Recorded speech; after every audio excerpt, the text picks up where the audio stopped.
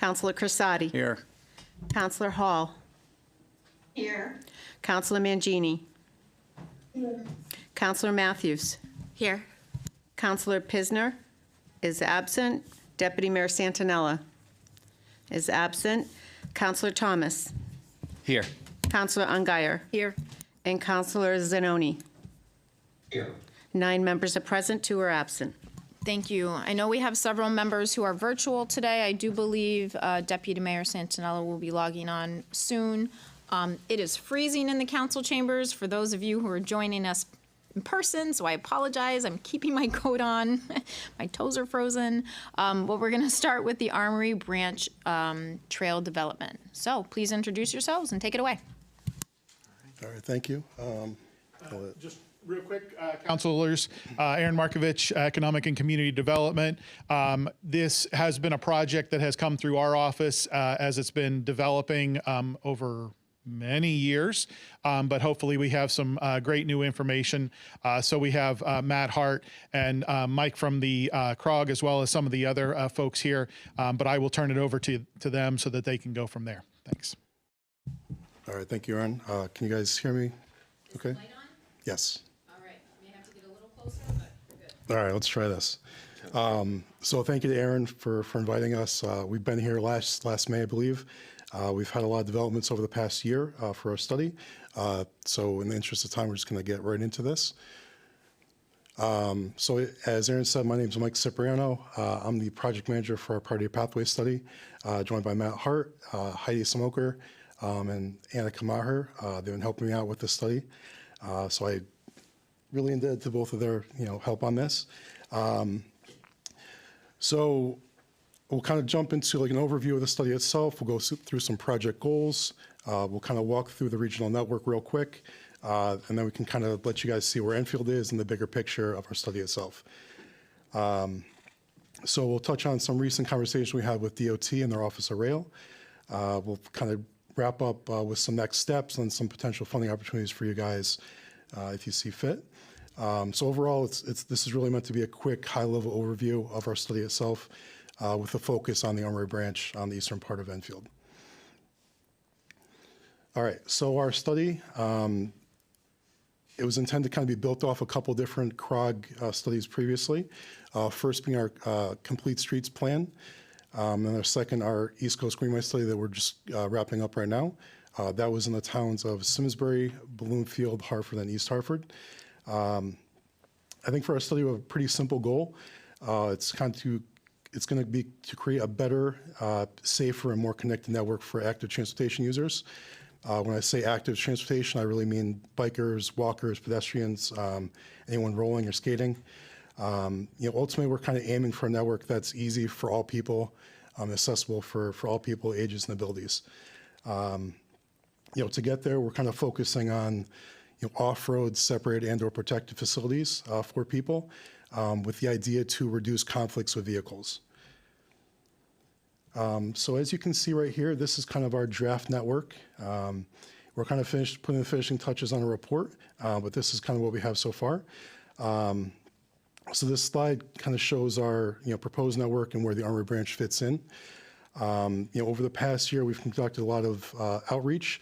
Last year, we met with Aaron and his team, as well as other municipalities within the region, to kind of go over, every town's different, everyone has different priorities, wants, and needs. So we kind of met with them to kind of discuss that.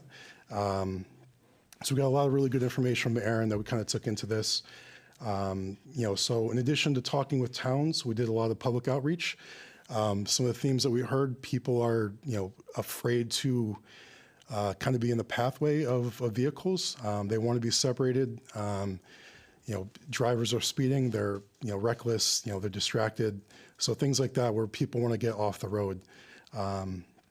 So that's a lot of things that we've heard so far during our public outreach. So this network itself is data-driven. We built it using factors such as population employment data. We have crash data, key destinations. So throughout the region, we had hundreds of points, whether it was grocery stores or parks or municipal municipal facilities, baseball fields, everything kind of like built into this determined where these lines were. All right, so this map real quick, this shows what is completed versus what is conceptual. So the darker the lines, that's completed, and the lighter the lines are conceptual. So the blue is our regional pathway, which we kind of consider more regionally significant. The orange are community connections, which, maybe it's important for Enfield to have a connection down to East Windsor or to Summers or something like that. That's our tier 2. And then tier 3 is our local circulators, which may not be regionally important, but they're still maybe important for the town of Enfield. So for our purposes today, we're going to be looking at the blue, the regionally significant pathways. So just to kind of give you some context in terms of, the Armory Line comparable pathways. I'm not sure if you guys are familiar with the Connecticut Trail Census. That's run out of Yukon. So there's numerous facilities throughout the region that are comparable to what the Armory Line would be. And the CT Trail Census found that between 200 and 400 uses per day for comparable facilities. So that's 75 to 150,000 people using the trail per year. So it's pretty significant. So this map kind of shows you where the Armory Line is and comparable to neighborhoods and parks. I think there's some soccer fields up on the northern end, but just kind of gives you an idea of where it is. So as part of our study, we had some extra money that we were able to kind of take a closer, deeper dive into the Armory Branch. So the Armory Branch itself is roughly 9 miles. Our study kind of focused on Broadbrook and East Windsor, kind of up to through Enfield and then to the Massachusetts state line. One important highlight is that rail corridors are great for trails. They were designed to be flat and straight, so everyone of all ages and abilities can kind of use those. You don't have to go up hills. You don't have to anything like that. So these are great facilities for trails. All right, so here's more of a regional map. So the part that we're focused on is that solid red line. Like I said, that's up from Broadbrook up to the Mass line. That's 6.5 miles long. We kind of took a cursory look from Broadbrook south through South Windsor and then East Hartford. And then, so actually, as I mentioned, the Enfield portion is 6.5 miles. East Windsor is about 2.5. So part of our analysis, we identified some constraints, through the two towns. For example, in East Windsor, just north of Broadbrook, part of the rail line was washed out recently due to some flooding. And then a pair of bridges, one each in East Windsor and then one in Enfield, that would need to be addressed. So we also coordinated with DOT to kind of better understand the feasibility of what they're looking for with the rail to trail concept. What that might look like, what some considerations might be on their end. And then, in addition, we met with the municipalities after that, had a good discussion on the findings that we had with them, and then discussed their local considerations. And lastly, we kind of developed a scoring template for the communities. If you were to go ahead with a feasibility study, that you would be able to use that for a future project. All right, so real quick, trail types. So unlike a lot of the other trails that pathways that we're proposing throughout the region, this one happens to be next to, a active rail line as opposed to just a roadway. Because of that, it took a little bit more, coordination and consideration on our end. We brought DOT in early and often, so while DOT doesn't have any interest in removing or decommissioning the rail line, they're certainly open to the idea of having a trail that runs parallel. So looking at the images themselves, the one on the left is a rail with trail. The one on the right is a rail to trail. We would be proposing the one on the left, the rail with trail. Basically, all that means is the rail would stay, as is. We would have some kind of barrier between the trail itself and the rail line to protect, citizens and users. And And in our discussion with DOT, they did mention that, when there was rail there, it was really only between 5 and 10 miles an hour. So you're not seeing, fast, rail lines. So one key advantage is that DOT does own this corridor, and that the right-of-way is relatively wide. We're looking at about 80 to 100 feet in width. The fact that DOT owns it makes it easier for us. We have to, and the fact that it's that wide, there'd be less takings that we would have to do. It's really generally more flexible for both uses, not just rail.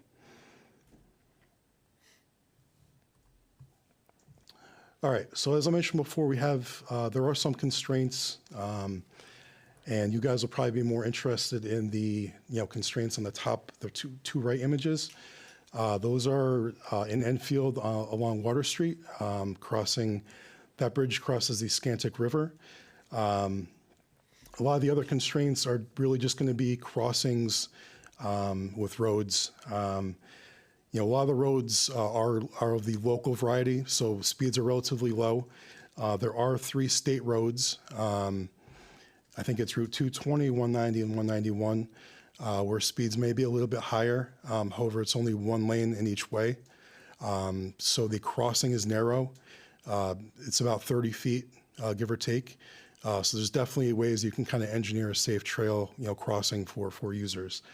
One other thing that DOT did mention, that there is a pipeline, Buckeye Pipeline, that is generally on the eastern part of the trail, and that provides, I think it's jet fuel from New Haven up to Massachusetts. So just kind of something to be cognizant of as we, possibly progress into a feasibility study. So while there are conflicts, there's nothing that we haven't seen. There's nothing that, consulting team haven't seen before. So there's nothing kind of holding this study back. All right. So I mentioned, before we had a report. So this is it's a 9-page report. It's designed to assist you in a feasibility study. This is a scope of a scope, essentially. It does include a general estimate of what a feasibility study might cost. So you're looking in the neighborhood of $200,000 to $225,000. Might seem like a lot, but it's pretty comparable with other studies across the state. We don't have construction costs yet. That's something that a feasibility study would kind of flesh out for you, and you get a more deep, in-depth analysis on that. So this report really is designed to be like a first step in possibly getting a trail in there. All right, so our Griffin Line study. So let's say that you are interested in kind of going forward with the feasibility study. We have this as a reference for you. This was part of our East Coast Greenway study. This was completed 2 years ago.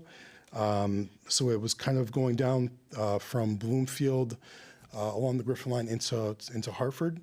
So I've walked, both the Bloomfield and the Northern Hartford section of this, and then the East Windsor and Enfield, not all of it. But there are some, comparable sections on there, so it's not, night and day between the two. So the Armory Branch memo, as we discussed, is really that first step. This is really what you're trying to build towards. It goes into much greater detail, looking at specific constraints, cross-section analysis with renderings, and really gives you that, that cost, the construction cost estimate that you might be looking for. So just to kind of give you a clear idea of what you'd be looking for. So ultimately this will be a really good, just to kind of browse through this and see what's what. Happy to go over that with you too at some point. So some key takeaways. So East Windsor applied for Rec Trails grant back in 2023. They also just applied for one back in December. We're still waiting. Deep is actually reviewing the applications now. So hopefully we'll know soon, hopefully at some point this summer, if they do get the application, the funds. If their application isn't successful, there is an opportunity to kind of have a joint application with Enfield that would possibly be stronger. DOT and Deep Love joint applications. So as I mentioned earlier, had really good productive conversation with DOT. They're certainly open to having a pathway alongside the active rail. It's a really valuable resource, to kind of have these things, and I'll jump into this in the next slide. But I mean, having that right away, that 100-foot right away is a huge benefit for you guys. So what's next and how can we kind of help you out? First, if you haven't already done so, sign up for our monthly newsletters. I'll probably be speaking to Aaron more on that than you guys. But we regularly highlight some new funding opportunities, whether that's through CROG or the state or federal opportunities for you guys. We also have the ability to kind of coordinate with both state and federal agencies, as well as nonprofits such as the East Coast Green Rail Alliance and the Rails to Trails Conservancy. So beyond that, if there is interest kind of moving forward with the study, we're happy to work with you. We've got a really good relationship with Aaron, and kind of happy to help out with any, identifying any funding opportunities for that. We can also provide any letters of support and technical assistance along the way. One other thing before I wrap up, there was recently a study done this past December. So if you're familiar with, there's a trail from New Haven up to Northampton, Massachusetts, that's about 8% done. So this economic impact analysis kind of highlights the benefits of having trails in your community. It highlights, home values kind of go up 3 to 5%, but it also says that your local businesses really benefit from having, all those users, kind of getting off the trail, grabbing lunch, grabbing a drink, kind of getting back on and doing that. So I can send this to Aaron if he wants to pass it along to you guys. But we're certainly here as a resource if you were interested. I think that's really all I have. We can take questions, right? Yeah. So. Okay, thank you. Matt, anything on your end to add? I just appreciate Mike's good overview. We were very pleased when the town reached out to us a year or so ago expressing your interest in this project. And as Mike said, what we've done really is we've scoped the scope and put you in a position where we think you would be able to apply, seek funds to conduct that more complete feasibility study. Okay. And that's something that you can work with, the town manager's office. We'd be happy to. Okay. Questions? Cindy, I see your hand up. Yes, thank you. Thank you for the presentation.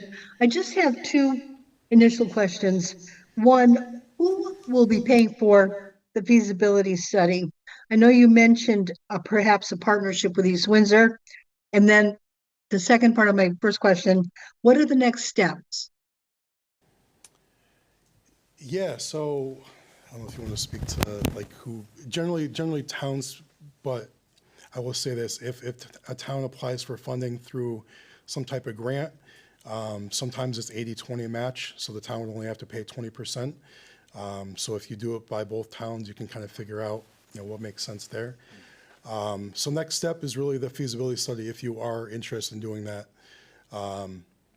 We can use the Griffin Line feasibility study as a template. Happy to work with Aaron if you guys are interested in doing that. And like I said, we can kind of provide any technical assistance that you might have. Yeah, just to reiterate a few comments that Mike made, we would recommend that you seek federal or state funding to cover the bulk of the cost for the feasibility study. And there usually is some type of local match. And you would need to work out a cost-sharing arrangement with East Windsor as well. Thank you. So thank you for that. Where are we going from here? What's the next step? Yeah, I think it's really to develop that feasibility study. Right. I think, Cindy, it's going to be it's on council on if we want to take that next step. Right. Thank you. Thank you. So I know this has been in front of us for a long time. I mean, I distinctly have a memory where I think state DOT came in front of us. God, I don't even how many years ago. 6, I don't even know. Yeah, a lot of years ago. And I want to say that I felt like we did some sort of, I don't know if the state did a study or we talked about, I don't know if I would say a feasibility study was done, but I do believe that we've done some background work on this. But I don't know what exactly it was. But this has been sort of on our radar for a very long time. Carol, I see your hand up. Yeah, Carol was really involved in that. Yeah. Yeah, I believe it was when Mike was mayor. Yeah, so this predates Mike. And I apologize, guys, my camera is not working. I've been working on it for the last half an hour and it's not working. So, yeah, this has been a project that goes back to the late 90s. And the reason it goes back that far is because DOT had renewed a lease on the freight line in the late 90s, and it was a 25-year lease for this freight line. And of course, we all know here that nothing ever happened on that line with the gentleman that had that lease for 25 years. So we've had a bunch of meetings here at the Capitol with DOT. And their interest to renew the line itself has been strong. They just haven't been wanting to work with us on a decommission at all. However, they have changed, according to them, they've changed the leasee recently. And part of the bid that went out through DOT was that the bidder had to be willing to work with a side trail on the upcoming renewal of the lease. So that was one of the big pushes that we had here in our meetings with DOT. So it's been on our radar for a very long time. And unfortunately, we haven't been able to do anything because of the last leasee. So this kind of opens the door for us as a town and a state to partner with our neighbors to the south, because they are definitely interested in doing it. East Windsor has been very supportive of this. And as everybody in the room knows, our neighbors to the north have already converted their freight line to a complete rails to trail. So this is a really perfect opportunity for us as a town to kind of grab the baton and move on this because of the lease itself opening up. So this is a great opportunity. I want to thank CROG for doing this and would love to see us move forward with this long-awaited project. So that's my feedback. So thanks, guys, and I apologize for the camera. Oh, no Thank problem. you. Just to kind of touch on something that she mentioned, so Connecticut Southern Railroad just signed a new 20-year lease. They are the same ownership that owns the Griffin line now, or has the lease on the Griffin line. And to your point too, the Redstone Rail Trail up in East Long Meadow is just over the border. So you get even more miles, if you were to kind of build this too. So thank you, Carol, for that. Thank you. Absolutely. Any other questions or comments? Go ahead, Councilor Crissati. Yeah, very, very quickly. Thanks for the presentation. Thank you for the update. As a matter of fact, I think it was maybe 4 years ago or so, we did walk the trail, very dangerous through East Windsor and certain parts of Enfield. It's like walking a tightrope, and then with the huge gullies. It's going to be a very expensive project. If there's going to be opportunities for federal and state funding, because that's where the majority of the money is going to have to come from. I don't see how East Windsor and Enfield really could afford this. I know maybe it was like 8 or 10 years ago, they even stated that Enfield would need to make over a $2.5 to maybe $3 million initial investment to get this project even up and rolling. So once again, it's an opportunity, optimism.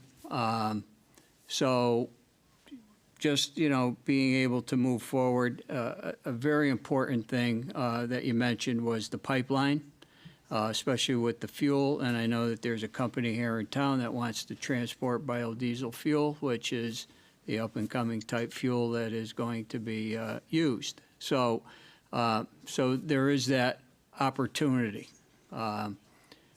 I don't know along this particular path where you think that we're going to be able to get off the path and there's going to be restaurants right there.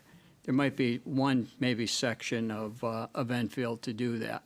So, but once again, opportunity is the key here. And,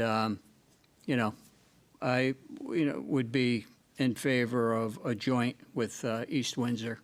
I guess I was just thinking over like Powder Hollow or something like that. Maybe it might be Well, a good like I spot said, to- there's one area that would be the Powder Hollow. You jump off and grab a beer or whatever, but, Yeah. Not to prolong this conversation, but, one of the things that the town has been doing is looking how to connect different parts of the town via bike, right? So Yeah. the goal is ultimately to end with our different sidewalk and hike and bike systems to be right there. And so someone could, once it's all built out, go from East Windsor into Enfield, then to Thompsonville. Yeah. Because that's what the goal is. Yeah. But thank you. All right. Thank you, guys. Thank you very much. Appreciate it.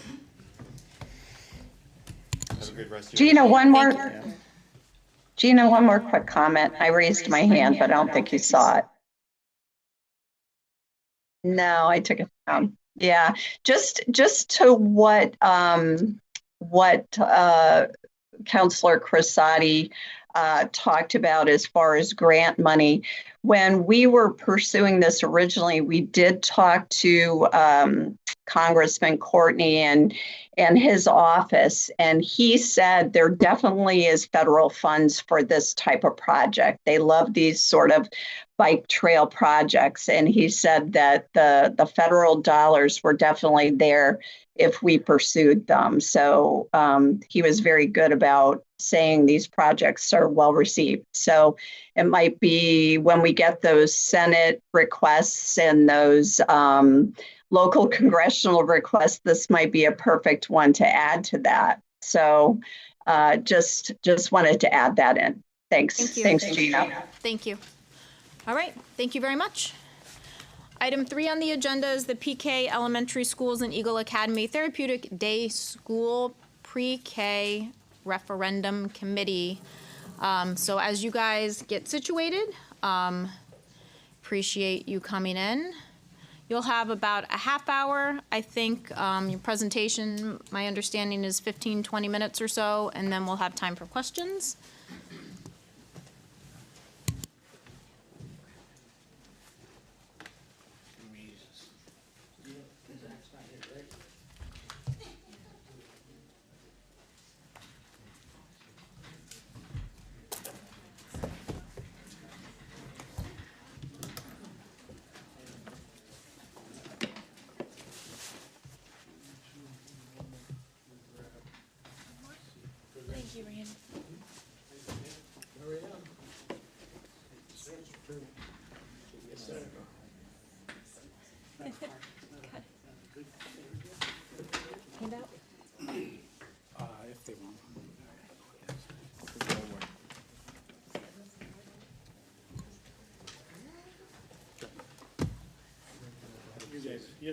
Yep, we do. Thank you.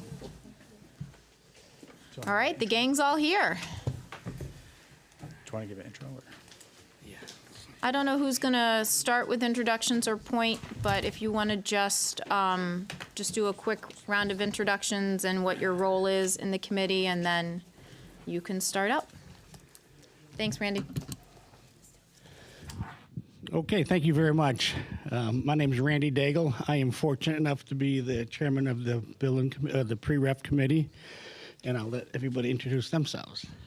Good evening, everyone. My name is Antonia Ciavarella, and I'm an architectural designer at Tecton. Good evening, everybody. My name is Jeff Wazinski. I'm a principal at Tecton Architects. Chris Cycley, MGMT Construction, Grant Specialist. Tina LeBlanc, Vice Chair of the committee. You okay? Yeah. So we're going to just go right into the presentation. No? Okay.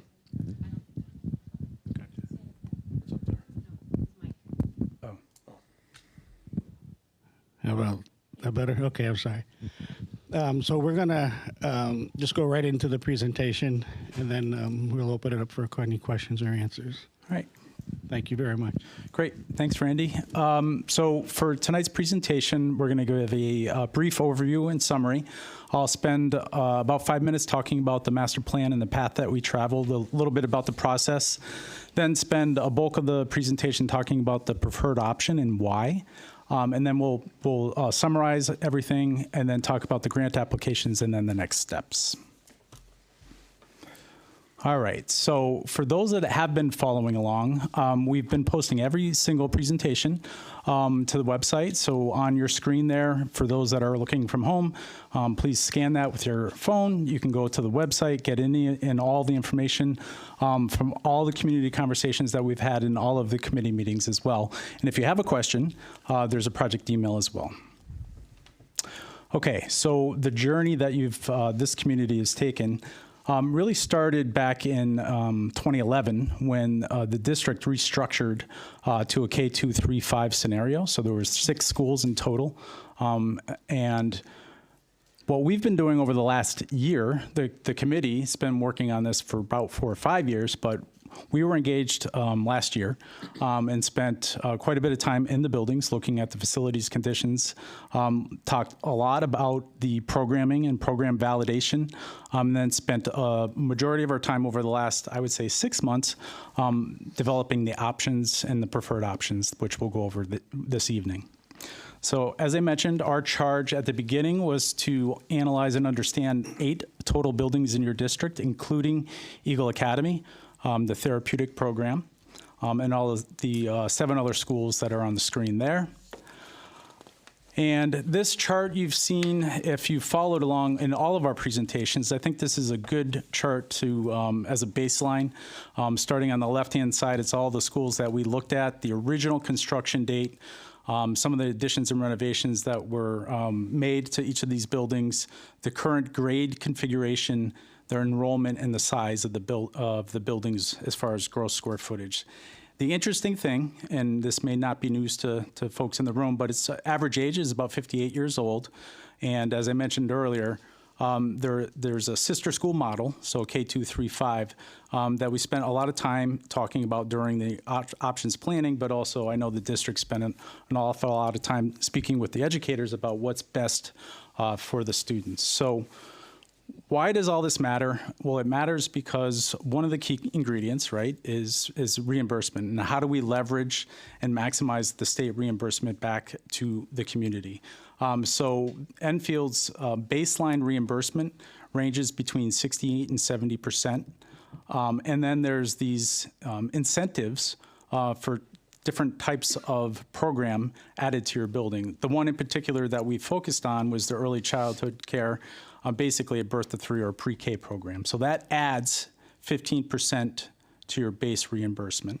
And then followed up by another incentive related to specialized education. So the first one, the first 15% for the pre-K or early childhood is applied to the entire building. The specialized education is really just for the program components itself in the building. So there's a little bit of a difference there when it comes to calculating the numbers. But long story short, making it simple, we're looking at around an 80+% base reimbursement or total reimbursement for these projects. So first, I do want to say thank you to the many members in the community, faculty, staff, the committee members. There was a lot of time invested and a lot of input given during this process. And again, just to keep it brief here, this slide indicates when we started back last in June, having these site walks, walking with facilities, principals, really learning about your buildings, having really interactive programming sessions along the way. We had 3 main all welcome community conversations. They slowly build as we had our last one at the high school. I thought it was well attended, all of which have been recorded, posted, and that material's on the website as well. So now our focus turns to why we're here tonight. We're focusing on the preparation of grant applications. So we're preparing 5 different grant applications. And this journey has been going on, as I mentioned, for about 6+ years in your community, analyzing these buildings. So the components, we looked at enrollment, right? The state wants you to make sure that you're sizing your buildings appropriately. So we looked at all kinds of demographics, and believe me, as you well know, the community is changing. There's different types of housing happening. So there was a deep dive into that by a demographer, looking at what's happening from a housing perspective, but also the programmatic needs and what's happening in your district in particular, as far as things like specialized education is an important component to this program that we're presenting tonight. Then we worked with the committee, and maybe we had too many options to begin with at first, but we put them all up on the wall and spent a lot of time debating the pros, cons, challenges, benefits of each, costs, phasing, schedule, swing space, where do you put students if you were to renovate these buildings, and ultimately focusing on what could be, right? So we're trying to focus on the quality of education in your district, the payback. What is that payback? We continue to look, as I mentioned, on the housing impacts and where in your district that occurs, where you see enrollment. Multiply that out with the pre-K program that's so successful now at Stowe, making sure we leverage that and combine it with the enrollment. So you'll see further along in this presentation that we're proposing 4 pre-K to 5s, all in a relatively similar size, about 599 students in total. And that's a response to the enrollment, which is a steady incline at that grade level, and the demographics in your community. Spent a lot of time on program refinement, going through each of the spaces, typical classrooms, the specialized classrooms, all the shared spaces. And then we looked at new sites, existing sites, site test fits, will it fit, how does it fit, what does it look like during construction? So all of those options were studied as well. Ultimately, the debate focused around a 3 or 4 school scenario, and there was a lot of thought given to both, but ultimately the 4 school scenario fit fairly well from a scale and flexibility perspective for your community, particularly because of the existing, if you look at the geographic map and where that population occurs, it made a lot of sense to have these neighborhood schools. Then we were asked to compare it to, well, what happens if you just fix your schools as they exist today, and you compare that to what you would get for reimbursement related to the state for each of those. And obviously, the obvious choice was the right side of this slide, because the benefits of the education, the improved educational space, whereas on the break-fix side, you're just fixing what you have, so to speak. So I mentioned the engagement. I'm going to fly through the next few slides, but we had think tanks where there was educators, parents, students, a good cross-section participating in providing input that helped shape the options. The community events, as I mentioned, the last one back in February, and right down to the student idea books that we distributed at the beginning of the process. So our attempt was to try to gain some valuable feedback, make sure that the community is aware of the project, and ultimately get feedback that would help shape the overall proposed plan that we have tonight. So with all of that information, we landed on a preferred option. That preferred option addresses 4 main components, right? So the aging facilities of the building, so like new condition as far as all of these buildings, making sure that you address the physical infrastructure, making sure you address the educational needs, the capacity in the district, and maximizing reimbursement. So those 4 were key components as to the why. Mentioned who was involved. The members of the pre-referendum committee met on basically every 3rd week for several months, almost up to a year now. The community, faculty, and staff Enfield Public Schools in particular, and their staff engagement was wonderful. It really helped shape the program, and then the consultant team that's sitting here today. So what is the plan? What are we proposing? What are we asking you to vote on tonight?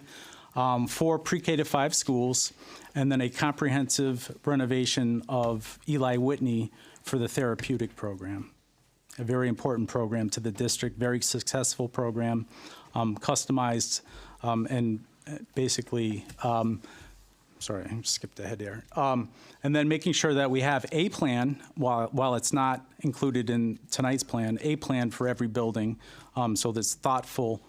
As this generational plan, this plan is going to take decades to complete overall, but have a plan in place for that, and make sure that we're future-proofing the district as far as the capacity. So you'll see, and I have a better map. I'm going to skip that map and go to the one further on. What our goal is now, we're laser focused on submitting 5 grant applications for this June. So every year, there's a deadline for school construction grant applications. June 30th is the deadline. We hope to submit it well in advance of that, and we're currently active on many different components of that. There's a fall referendum planned this November. If successful, the intent is to spend the next year and a half designing 3 of the buildings with any hope and success in maintaining schedule. Starting construction mid-2028, basically completing those first 3 schools in 2030, and then taking the next couple of schools after that. So again, long-range plan overall. This is about a 6 to 8 year window from this evening, should the community support it. So in general, why this plan? I mentioned before, accommodates future flexibility, maximizes reimbursement. One thing that I didn't mention already, but it reduces the number of transitions that the students need to make from one school to the next, which is proven that it has an educational impact. So that was key to the conversations that we had with the educators and with the committee. We want to preserve the magic of Stowe, right? So we want to make sure that we develop a school within a school, we'll call it. We had a Board of Education meeting a few weeks ago to talk about the educational specifications, and that was a focus, and that's woven into this plan. Limiting disruption to the students during construction, right? So if we build on the side, back of, or adjacent to, making sure that there's safe separation, but limited disruption to the students so that they can learn while these projects are taking place. And then just reimagining the sites of for every building. So making sure, again, we have a plan for every building. So what it would look like is basically a reimagination, a rebuild of the first 3 schools, Hazardville, Prudence Crandall, and Parkman, in that first phase. So the first 4 years, if you will, 26 through 30. And then the second phase, once complete, we would focus on the rebuild at Henry Barnard, and then the comprehensive reimagination for Eagle at Eli Whitney. So again, overall, 6 to 8 years overall plan. Costs. So there's a lot of information on the slide. I'm going to kind of give you the takeaway. If you do the overall math, the state has a pretty detailed formula that they want you to follow.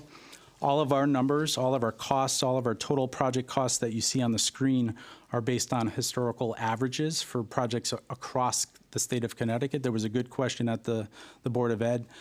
These are very good, durable buildings. They're not the top, they're not the bottom. They're very good, durable buildings. Mid-range price.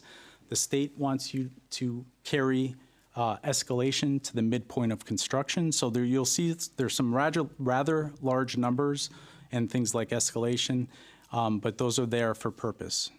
So the numbers that you see on your screen are total project costs. That means everything that's needed to deliver the building, the construction, the furniture, the technology, the designers, the consultants.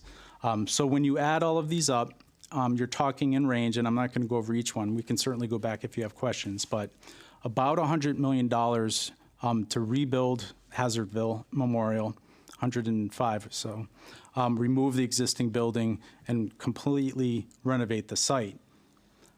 When you take out the state reimbursement at an 80+% reimbursement, the cost to Enfield is about $18 million.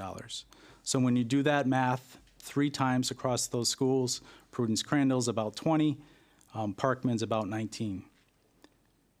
Then you go to the second phase, and the reason why these are a little bit more as far as the cost per square foot is, again, the state's looking for you to escalate to the midpoint of construction. These projects are a little further out. The reason why we want to submit all of these at once for this June is to lock in the reimbursement. So once you lock in that reimbursement, you get the approvals. You basically, you're not forced to build the projects, you just have that grant application at your disposal. All right, home stretch here. So why are we here, and what are we asking you to approve as far as the resolutions? These are all part of the grant submission, and I'm sure you're familiar. You've built recently JFK in the high school, so similar type of scenario. But there were some good questions during the community conversation about when does reimbursement lock in? When does our commitment lock in? We're working towards submitting these grants June 30th. That's going to lock in your reimbursement rate. The state's going to look at it from June to December 15th. They're going to issue what's called a priority list. Your project will be on there if your project application is complete. Then that goes through the legislative process, goes to the Ed Committee for approval in February of next year, and then through the legislative process in the spring with a final authorization from the General Assembly. So that's the path for an approval of a grant. Where we are right now, as I mentioned, currently active in a lot of the different checklists, the educational specifications, the phase 1. This list on the left-hand side, I won't read it to you, but these are the top 10, if you will, of everything's electronic, by the way, for the state. So, but these are the top 10 components that you need to submit to the state. We're well on our way on many of them. As I mentioned earlier this month, on the 8th, we had the ed specification approvals. The phase 1 environmentals are ongoing for all 5 sites. Our estimates are completed, and our electronic grant application is started. The reason why we're here tonight is there's certain resolutions that need to be taken in order for us to submit the final to submit the grant application. And those are basically before you, which you'll hear later this evening. So again, just as another advertisement to those in the room, but also listening online, a lot of information is posted. You can see the entire process on our website, and we're here happy to answer any questions that you may have. Thank you very much. I know that Councilor Crissati is on the committee. I know Councilor Pisner and myself are liaisons, and I know how hard the committee has been working, for how long they have been working, so we really appreciate that. And we've all been kept up to date. We've all had information shared to us and with us, so we really appreciate that. So I will open it up for questions or comments. Anybody have any questions? Carol? You fixed your I camera. did. I got my camera working. It only took me half an hour. A couple of comments. First, I do want to thank the committee that have spent countless hours working on this. I think any of our school construction projects that have been successful over the years, meaning JFK, the high school, and the elementary schools. We did renovate our elementary schools, if people remember that way back when. So everybody that's worked so hard on these projects, it takes so much time and commitment. You can't take anything away from these volunteers that have worked so hard. And a special thank you to Randy for your commitment to the town over the many years you've worked on all of these. So what I do want to comment is the state reimbursements for the new construction piece of the project, which will be the elementary schools, will probably most likely be that 70% reimbursement. And right now, you as a committee have requested waivers on a couple of things through state legislation. So John, Representative Santinella, myself, and Senator Kissel will be working on those for this session. We should know by the end of session, which ends in May. But a lot of the 15% on the early childhood is the super easy one. But the space waivers is a question. So that's obviously going to affect the cost of the project. So those are numbers that we won't know until session is over. So the space waivers, along with the additional 5% that we're requesting for the new housing bill that just passed, that's another one that is one of the waivers. So some of the components that we're looking at in your presentation, we really don't have the answers for right now as far as total cost to this project. We have a pretty good sense from previous projects, but the 15% on early childhood and the 15% on special ed are newer pieces that the legislature has just passed. And the piece on the special education specifically is for expansion of the special ed programming. So any expansion or addition is where that extra 15% comes in. So some of the numbers that we're looking at may change depending on what takes place in this legislative session. But our reimbursement is pretty strong, and it's going to hold according to the state for a little while. I guess where I am with this, we all know that our elementary schools need renovating, and I am certainly going to support this going out to the voter. We do know, history tells us that our school referendums, especially the big ones, sometimes first time round fails. That's been our experience. But I think the ultimate call comes to our voter, and they are going to make the final call on this project. But I want to thank the committee for all your hard work. And we're going to work hard here on the state side of it to get as many waivers done that we can possibly do, obviously, to maximize the reimbursement and the burden locally on the local taxes to our taxpayers. So we're going to do our best this session. We'll see how that goes. Fingers crossed. We get all the waivers we want. And then, of course, the numbers would be what we're looking at today. So I want to thank you once again. That's all I have on the presentation piece of this. Thanks, Madam Mayor. Thank you. Good? Okay. Go ahead, Councilor Pisner. I'm sorry. First, let me apologize. I didn't plan on zooming in, but we got a family emergency call at 5 o'clock, so we had to come out here and watch our grandkids. So if I have to run away, I apologize in advance. But I do have a couple of questions, and they're actually from emails that I received from some residents. So if we could elaborate on those to help them, I would appreciate it. As you had said, that we are looking at this reimbursement, so everything will go through the referendum at one cost, but we're going to be doing our schools in stages. So one of the questions that was posed to me is the schools that are being done a little later, will the construction costs change during that time? And how will that affect the numbers? So do you have an answer for that? Yeah, that's a great question. We included the escalation for the additional couple years, so we believe it's covered. Yep. Okay, thank you.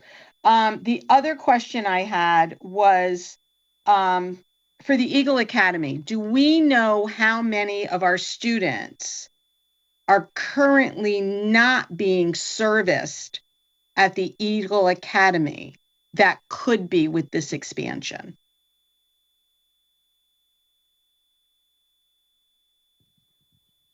Mr. Macchio's in the audience, so I don't know if he has any indication on that. It's hard to tell based on IEPs and 504s, but what I can tell you about the Eagle Academy is we are maxed out and have been for several years with 27 students, and there's a continual waiting list. On top of that, we turn away kids from other towns like Summers, Ellington, Suffield, who want to get their kids into Eagle Academy because it's closer than going to some of the other facilities or school buildings that are further away, which require 40, 50-minute bus rides one way. So the Eagle Academy expansion, in my opinion, is a must with this project. Due to the fact that we have a wait list, it positions us for regionalization, which means rather than Suffield, Summers, Ellington, East Windsor paying other schools the amount of money, that money will come into us. You don't want to think of Eagle Academy as a profit center, but it is a cost savings, keeping our kids at Eagle Academy. And it's just the educational need, especially with 25% of our students being special ed, rather than outplacing them, we can keep them in our district, which gives them opportunities to participate in sports, extracurricular activities, and you can also transition them easier back into the other schools. Thank you, Tina. I appreciate that. And I know that, and I see the value in our Eagle Academy. I'm not disputing that at all. I think the Eagle Academy is amazing, and I'd like to see more of our kids stay here in Enfield. So the questions I'm getting from my constituents are, what will be the max now? I mean, you just said we have 27 students at the former Head Start building that we use for Eagle Academy. Obviously, that will change, when we do the renovation. So that's a good thing. I'm not disgruntling that at all. But again, the pre-ref committee meetings, we were talking, and we discussed this in there, and it was about 100 students. Okay, we would be so servicing. Perfect. So we're looking at possibly 75 more kids. That's great. That's good to hear. I'd like to see all Enfield kids take precedent and be the first ones there. And I think most of the residents feel that way. The only other thing I have to say on this, and I have said it from the beginning, I support this. I support it going out to our voters.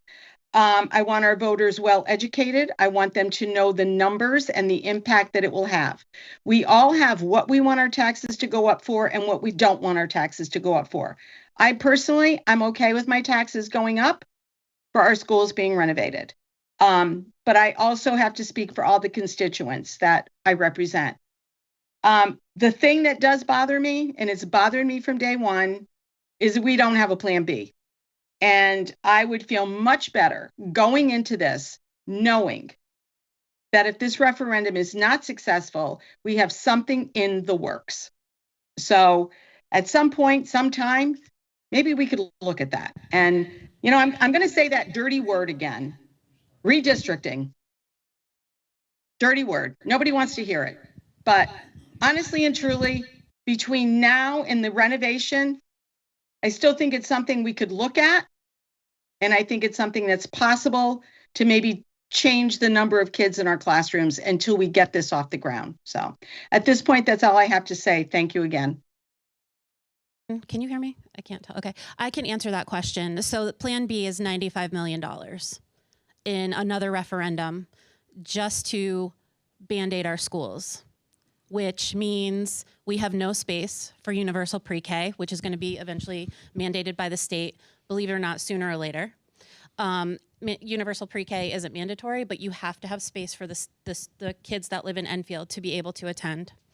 Right now, The 95 million, and correct me if I'm wrong, Randy, does not cover any HVAC upgrades, security, program space, overcrowding. It won't include your parking lots. What we learned in the pre-ref committee, if you're going to replace one door at Hazardville Memorial, it is not just you can replace one door. You are having to take down all the doors and then the abatement, because we know how old Hazardville Memorial is. So Plan B is $95 million, bare bones, no additional program space, and another referendum to do all this in piecemeal. Our schools are overcrowded. We do not have enough room for our specialists. We're seeing, psychologists are working out of closets, not to mention how bad that is on an academic standpoint, but just the standpoint of the water coming through the windows and the roofs and all that other stuff. So, yeah, as Tina was saying, excuse me, the Plan B is basically what she was saying. $95 million, and majority of that is non-reimbursable. Also, time constraint. Half of these windows in every single one of these schools are boarded up. You cannot open a window because the wall will fall or the window will fall out.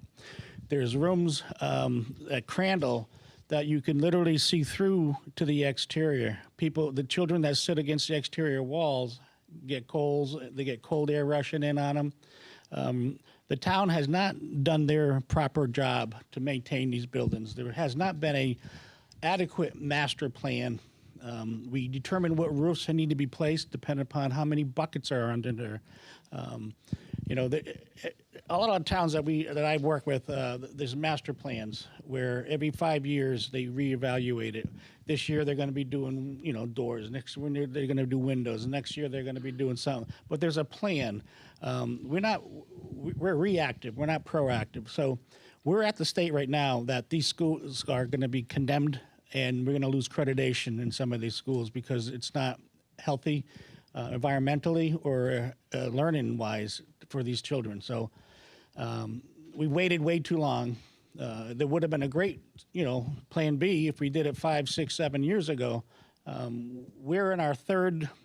Where we're at right now failed 2 years ago, so we are 3 years behind, which means when we start construction in 3 more years, we're going to be 6 years behind, and then we have 8 to 9 years of construction. So we're going to be 16 years behind where we should have been. So we would have loved to have a Plan B, but there is no capability with utilizing these existing buildings. Can I also add, and I'm not sure, I know we have a lot of new town councilors up here, that we've already had students displaced from classrooms in Stowe. They've had to be moved over to Enfield Street School due to some water issues in the ceiling, which causes electrical issues. So we've actually had to displace students and move them out of the Stowe building and over into Enfield Street School, which Mark Lord and the staff, they're wonderful. But it's still, you have to call the parents and say they can no longer go in this classroom, and they're actually at a new school now. So Stowe is on our agenda for tonight, actually. The reality is here. We can't ignore it any longer when we're displacing students like that. All right, it's after 7 o'clock. Carol, you put your hand back up. Yep, I did. So just a little bit of a clarification. There was a referendum, a townwide referendum back, I believe, Matt might remember. I think it was back in 2015. I think it was right before he left or around that time originally. That was renovating all our buildings. And the town voted it down. So I think we have to be really careful when we say we've neglected buildings, because we're limited yearly on what we can spend on buildings. And when you're talking about major renovations, one, you're talking about tax dollars, right, that you're taxing the residents on. But these big projects have to be voted on by referendum. So we can put these out there, but if they don't get passed, that's not anybody's fault, because they're voted on. They're voted on by the resident. So I take a little bit of umbrage with people that keep saying we've neglected our buildings. And we passed a roof referendum.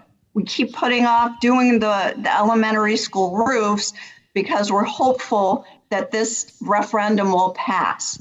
So, you know, we can't make these sweeping comments all the time. It really is irritating.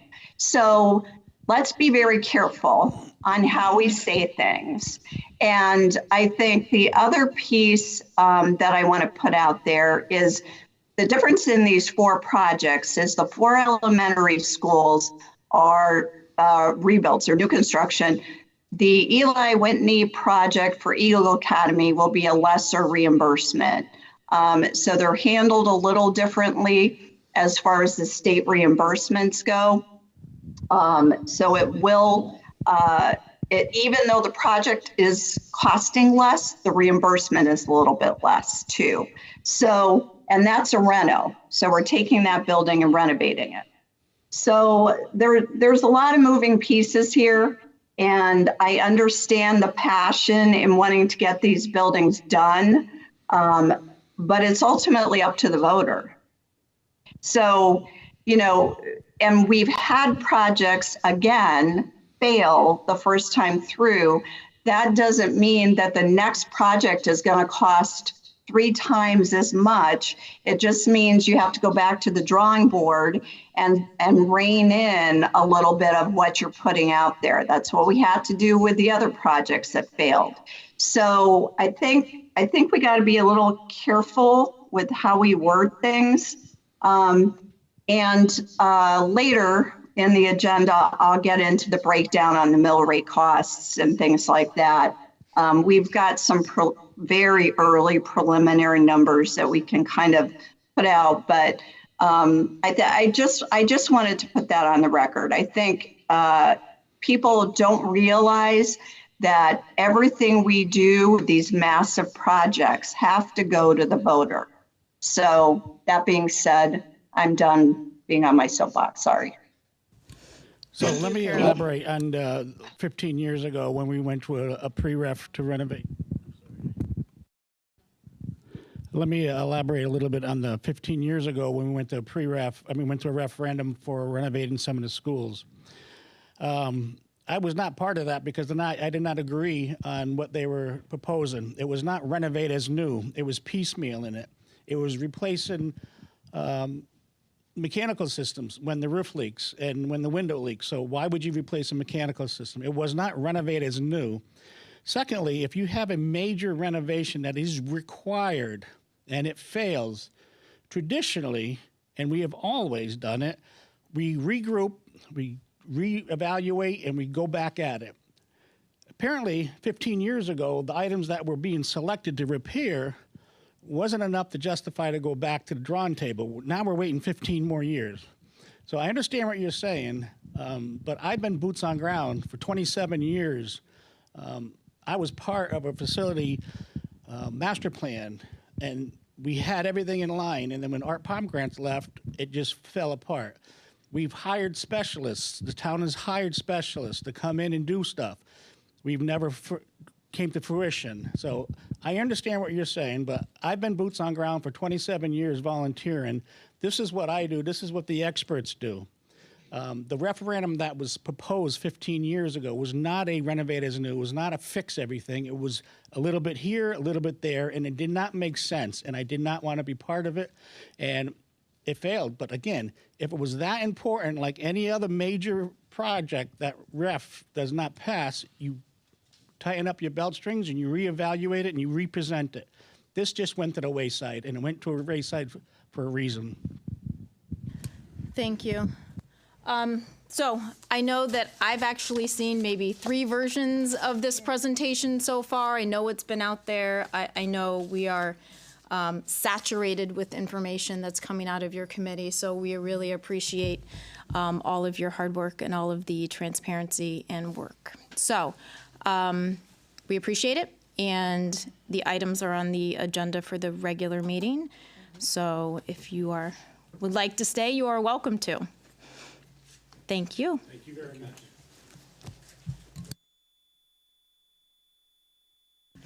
All right, it is 7:12. We'll just maybe take 3 minutes really quick to move around some chairs to make sure everybody has them.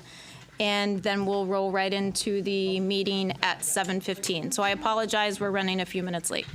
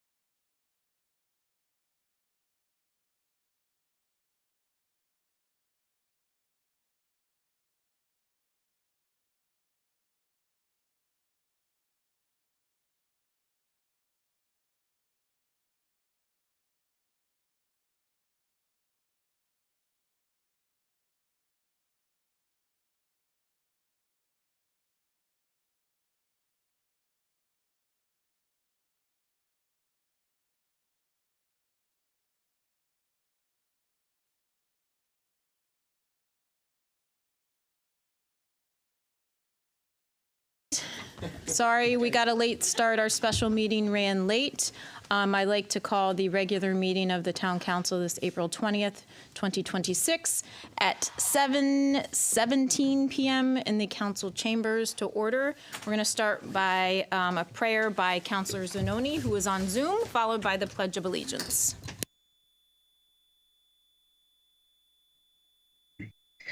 Dear God, as we enter this budget season, grant us the imperative perseverance, wisdom, patience, and good faith needed to engage in the important work we are about to enter. Guide us to make decisions centered around the best interests of our residents and grounded by a spirit of bipartisanship and respect. May we approach our differences not personally, but thoughtfully, with open minds and mutual respect. Lead us to make choices that do the greatest good for the greatest number of residents, always keeping the well-being and affordability of our community at the focus of our work. In your name we pray, amen.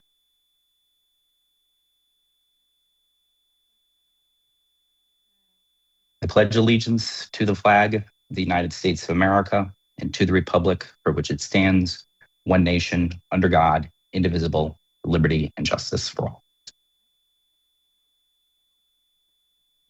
Thank you, Councilor Zanoni. Can I have roll call, please? Councilor Zanoni. Here. Councilor Legro. Here. Mayor Sakala. Here. Councilor Crisati. Here. Councilor Hall. Here. Councilor Mangini. Councilor Matthews. Here. Councilor Pisner.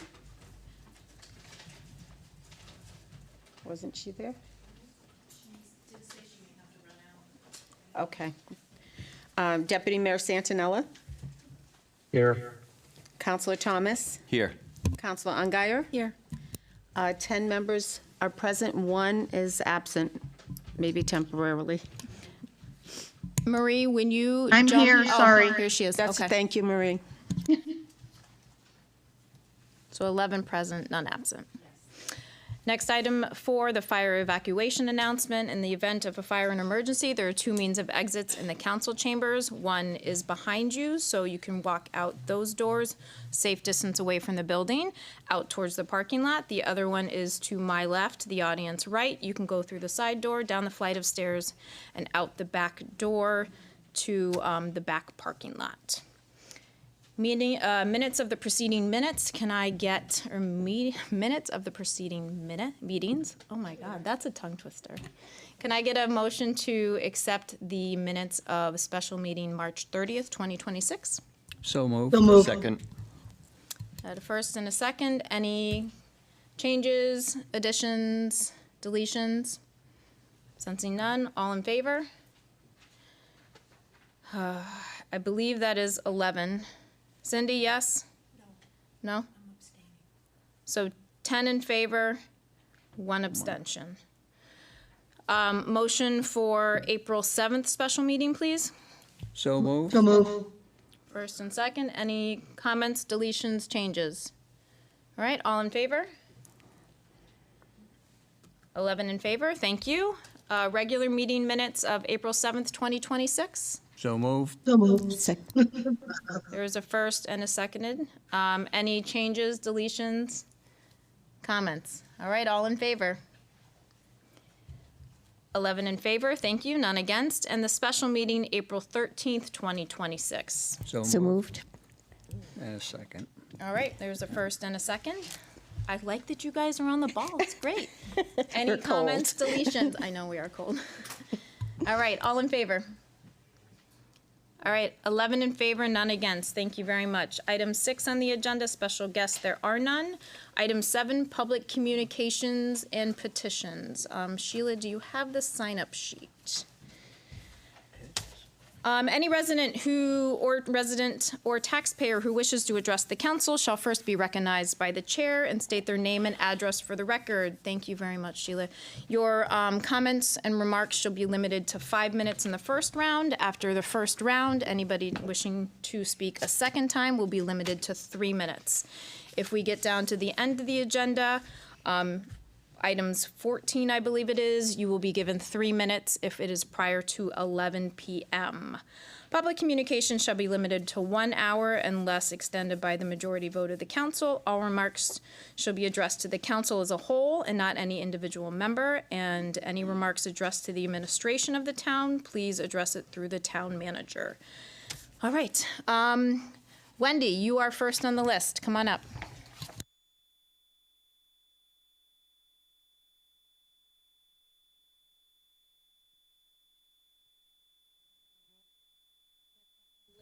Now it's on. Okay, thank you. Wendy Osada, 8 Windmill Road. I am the chairman of the Enfield Community Fund.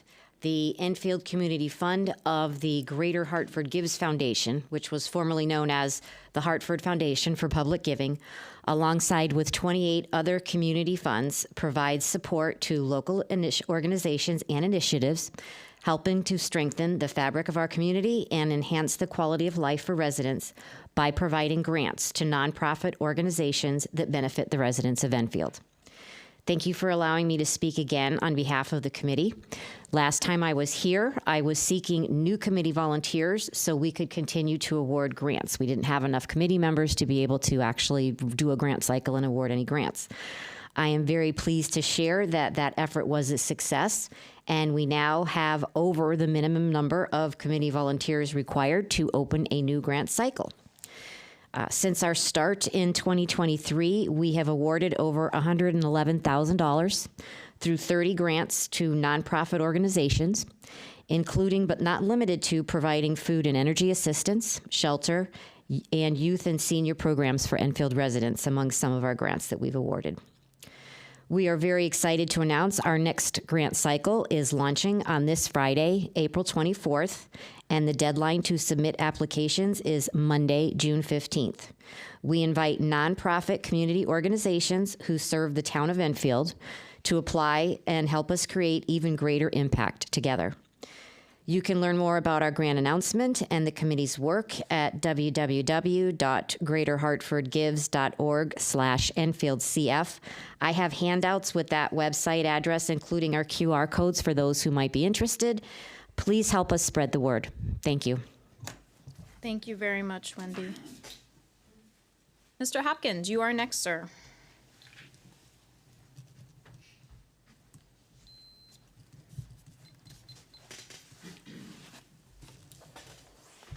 Good evening. Nick Hopkins, 2 Varno Lane. I want to come out tonight to talk about House Bill 5468. This is the homeschooling legislation currently winding its way through the legislature. Primarily, it creates a requirement for parents who are homeschooling to provide proof of basic education, things like math, science, reading, on a yearly basis so that there's some proof that kids are actually being educated. It also bars parents who have open abuse and neglect cases from homeschooling their children. I think these are good basic requirements and safeguards against some bad things happening. So if it's a good bill, what's the problem? Well, unfortunately, there's a group of conservative Democrats in the state who are looking to amend that bill to axe that basic educational requirement, which would be a safeguard. That's been tabled, the amendment is put up, and I think it's a real problem. I wanted to come out today in particular to ask my State Rep Santinella, to vote for the full bill. This is such an important thing. I ask you to stand up and fight for those kids who don't have a voice. I work in this field. I represent kids who are in abuse and neglect cases. I see with some regularity children who are experiencing educational neglect, be that kids who are multiple years behind in their schooling or children who haven't been receiving an education in literal years. It's a problem and it needs to stop. It's also a problem because Connecticut has unfortunately lost children who are homeschooled in the last few years, including a child in our own community. I think it is problematic to call for changes to the legislation to reference this death of a child in the media without standing up for that full bill. I think it's so important. We need to do everything we can to make sure that this situation doesn't happen again in the future. It's also unfortunate the amendment that's being put forward would not have helped this child who died because her parents did not have an open abuse and neglect case at the time. There are many children in the state who fit this category. They deserve to be covered by the law as well. So I ask Representative Santinella, Representative Hall, please fight for the rights of children in this state who can't fight for themselves. I leave everybody with a quote from the representative who put this bill out of her committee, Representative Leeper. If we can't pass anything in the face of some of the most atrocious and horrific events that have happened here in Connecticut in the past less than 1 year, it will feel like a moral failure. And I agree, it would be a moral failure to fail to provide the most basic protections for education and child safety in our state. We have a great many awesome homeschooling parents in Connecticut and beyond, but this bill is to protect those children who are left out in the cold and may very well be left out in the cold again because of this amended bill. So I thank you. Please do the right thing. Thank you, Nick. Pam.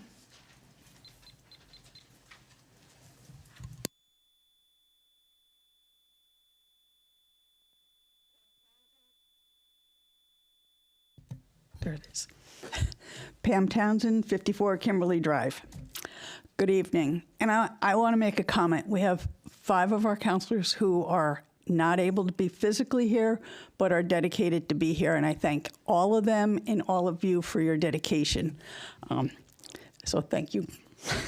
I'm here tonight to get a clarification on something that I read on Facebook. And I know protocol doesn't allow you to comment now, but I'm hoping during counselors' comments that you will.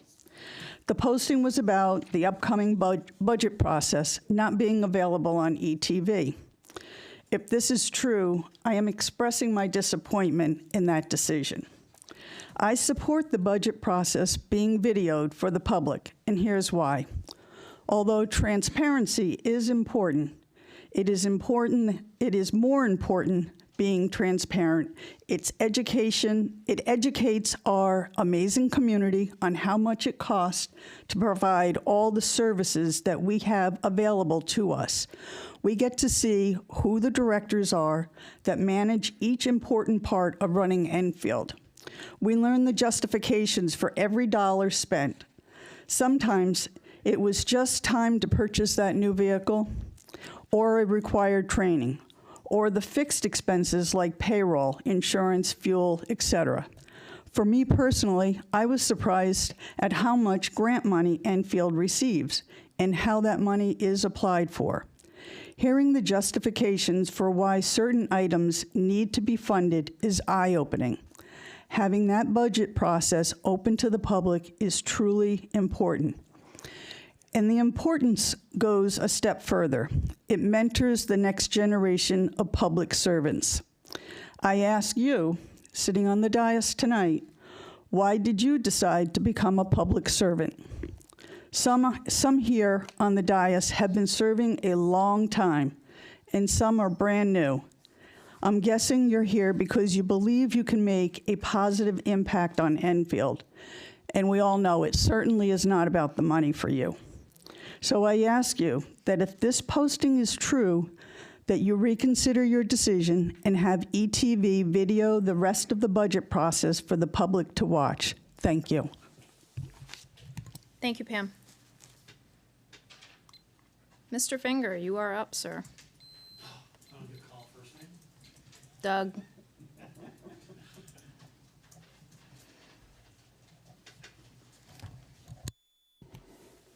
No glasses. Good evening, Doug Finger, 44 Buchanan Road. I'm here for a special reason, and that is in 1986 November, I started with this town in the back of a rubbish truck. And this last November of 2025, I celebrated 39 years with working for this town. I just retired March 31st. I should say not retired, I extended my vacation. It's been great. Fishing's been beautiful. But the reason why I'm really here is I want to thank the past councils from that day on, and especially our taxpayers, because without all of you and all of them, past and present, I would not have been able to support my family. My family wants to say thank you because we always realized the importance of being community involved people in this town. It's very important for people to be involved. I really have a lot more to say, but I don't want to because I want to give other adults their time. But I want to say thank you, and again, especially to our taxpayers. They're the ones who always are saying thank you to us. Thank you for, plowing our roads. Thank you for doing our parks. Thank you for this. Thank you for that. It's the other way around. Thank you for supporting us. Thank you for putting up with us. And that's what counts. They deserve the thank yous. We deserve to do what we need to do right every day for them. And I agree with Pam about putting the meeting on the ETV. Thank you very much. And again, keep up the good work. I appreciate you all. Thank you. Thank you, Doug. Lucian.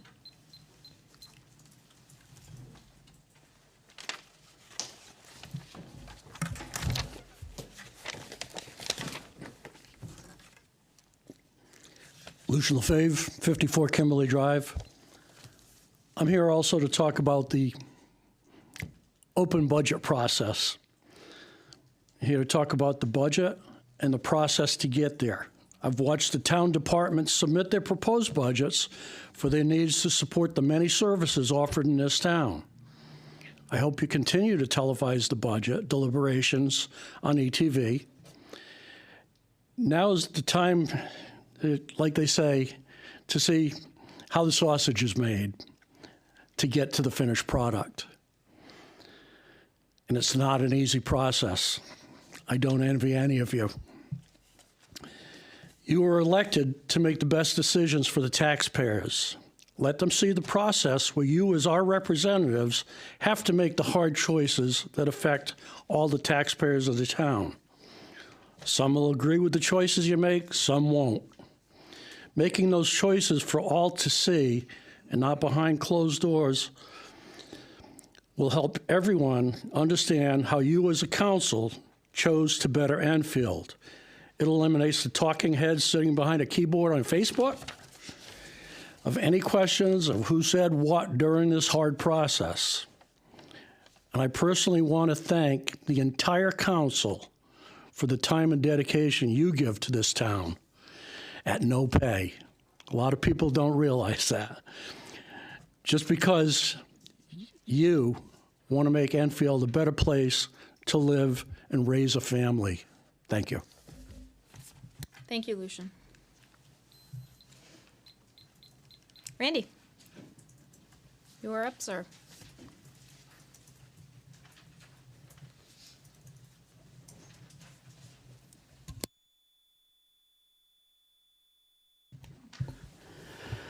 Good evening. I'm here as a dual role. I'm a private citizen, Randy Daigle, 55 Cottage Road, Enfield. I'm here as a private citizen, and I'm also here because I am fortunate enough to be the president of the Shaker Pines Lake Association. I'm sure everybody's heard in the news and media and Facebook and wherever. We have a situation where we're looking for some support. Several years ago, Megan and Brian Wainzik purchased the dilapidated old fire station. That fire station was literally a civil service building, civil defense building in 1942. And they stored fire trucks in there, and it became the Shaker Pines Lake Fire Station, and it just was for the lake community. In 1964, it was changed to Shaker Pines Fire Department, and it took care of that whole area, the community at large. Several years ago, they moved into a new building, and that building just pretty much stayed what it was, and it was starting to get dilapidated. Megan and Brian Wainzik purchased a building and restored it to the original, from the paint colors to the pine trees to the everything that you can imagine. They restored it back. Recently, they restored the fire alarm. Now, as you know, right down the road here in Thompsonville at 12 o'clock every day, they hit the alarm. And that's a test, because if there's an issue and they have to use the alarm, they know it's going to work. So they do it every day. So Shaker Pines Lake was fortunate enough to have the Waynesville restore at their cost the horn, the fire siren. And we went off for a couple of weeks, and it brought so many people so much joy. My wife and I, Stacy and I, are not long-term residents there. We've been there 8 years now. But there's 3 generations of families that really brought back their history. And then a little over a week of it happening, there was a single complaint. And instead of having the individual come to the committee, or since it is a private resident, go to Waynesville and ask or talk to them about maybe turn it down or do something, they went to the police, and the police had no alternative other than to cite and state, if they continue, they're going to be fined every day they do it. I'm asking if we can get your support to put it back in state. And the reason why I'm asking that is because several years ago, our spillway failed, and it flooded the bridge. It flooded the single access on Cottage Road to get out. The fire department had to trudge through and knock on everybody's door individually. Some people evacuated, others couldn't, because by the time I got to them, it was too far and they couldn't. So they were stuck there for several days without any help. I'm asking if we can use this back again as a warning device, that if there is an issue, it will be alarmed. And in the meantime, we can do just like the fire station down the road here does. Once a day, we choose 6 o'clock. We could lower the decibel. We do it for 30 seconds. Out of 24 hours a day, it's 30 seconds that this alarm goes off. We would like your support in allowing us to reinstate this siren, test it at 6 o'clock every evening, and then if there is an issue, the fire department can use that to notify us of either evacuation or that there's something seriously going on. We are fortunate enough that the town is supporting us and helping us repairing the spillway and the dam, but that lake is blocked by a dam. It's a man-made lake. It's not something that rivers come in. It's spring-fed through aquifers and such. But we're replacing the spillway right now because it's about 68 years old. But the problem we also have is once we replace the spillway, the opening that's under the bridge is not adequate. So now that we're going to introduce sufficient amount of water going through it, the opening itself, all the engineers that we've spoke with and went through there, the opening is not adequate. So until the town comes up and replaces that to a larger one, which is required, the possibility of it flooding is very high.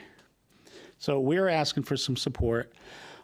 Just like I said, North Thompsonville does it every day.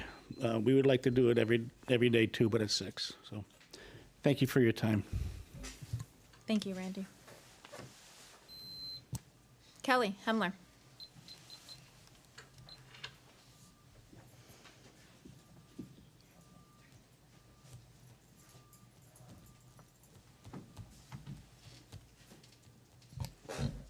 Kelly Himmler, 10 Hartford Ave. I watch all the meetings, all the town meetings. I know I have no life. But I work full-time and have a lot of other obligations, so I actually depend on ETV. So I'm respectfully asking that you put the deliberations on ETV. It's important to me, and I know it's important to a lot of other people. So I hope that you will consider it. Thank you. Thank you, Kelly. All right, that is everybody who had signed up. Is there anyone in the audience who wishes to speak for the first time that did not sign up? All right, anyone in the audience or on the list who wants to speak for a second? Wendy, come on up.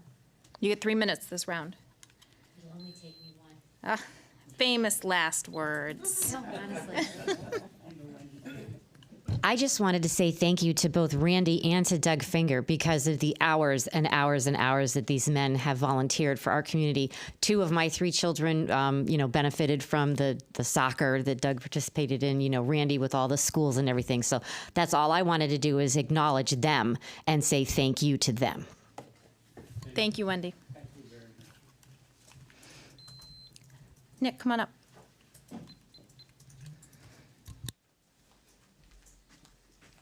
Thank you. One other unrelated thing. I recently read a Patch article by Miss Brown.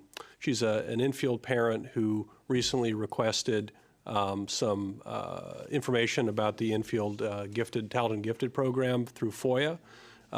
She received her information, but it came with a bill for like an hourly rate for the staff member who helped her with that. I just want to say that is clearly prohibited under FOIA.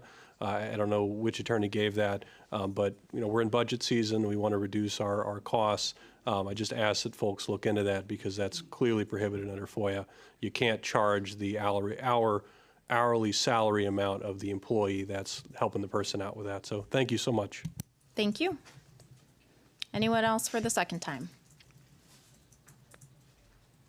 Anyone else?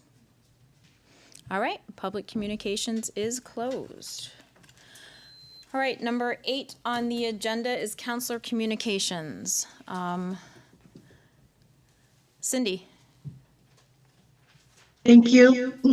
I do want to get additional information regarding the Shaker Pines fire bill. I wasn't aware that North Thompsonville rings the bell at noon every day. If that is the case, then what precludes Shaker Pines a 30-second increment? And maybe we need to have a better picture of what's happening here. I think that what is beneficial to one fire department should hold true for the other fire department. And it seems to me that 30 seconds is a very minimal amount of time. I'd like maybe town manager to report back to council on how we can make this right. That's simply my request. Thank you. Cindy, Matt says he can respond right now. It's not the fire department, I think. It's a privately owned siren. It's not the fire department. That's the difference. Right or wrong, it's what he's saying is it's not the fire department that's doing Okay. it. So along the same lines, is there some way that our council, our town staff can address the concerns of the people from Shaker Pines with regards to this incident, or this situation rather? Because if we don't step up and try and offer some sort of a resolution or assist, we all know that this situation could grow larger. All set, Cindy? Do you want me to answer that real quick? If you want. The town attorney's office is reviewing everything surrounding this so they can provide us a little bit of direction on what the town can and can't do. Thank you. Thank you, Cindy. Go ahead. Councilor Ungeier. Thank you. I would just like to remind residents that the art festival is this weekend. It's at Enfield High School. Friday night it will be 7 to 9, and then on Saturday it'll be 12 to 3, and we're looking for a good turnout. Thank you. Thank you. Councilor Hall? Thank you, Madam Mayor. Cindy asked one of my questions. I was going to ask about the fire department horn, even though we know it's not an acting fire department right now. I actually lived there when the horn worked, so it stopped working, I think, the year my youngest son was born. And it was a great thing. It was just part of the tradition. And I'm glad we're looking into it. I'm glad the attorneys are going to take a look at what we can do. I have had several emails on that from residents and phone calls. So we'll hopefully have a resolution by the next council meeting. The other, I had the same question that Nick had asked. Maybe under manager communications, manager report, we can get an answer on the cost that this resident was charged for labor under Matt's report. And then the only other thing, a couple things. I want to thank Doug for his years of service. I know what that's like, and you're a very dedicated employee, and you dedicated a good part of your life to this town. So I want to thank you publicly for all your hard work, Doug. Job well done. So enjoy your retirement.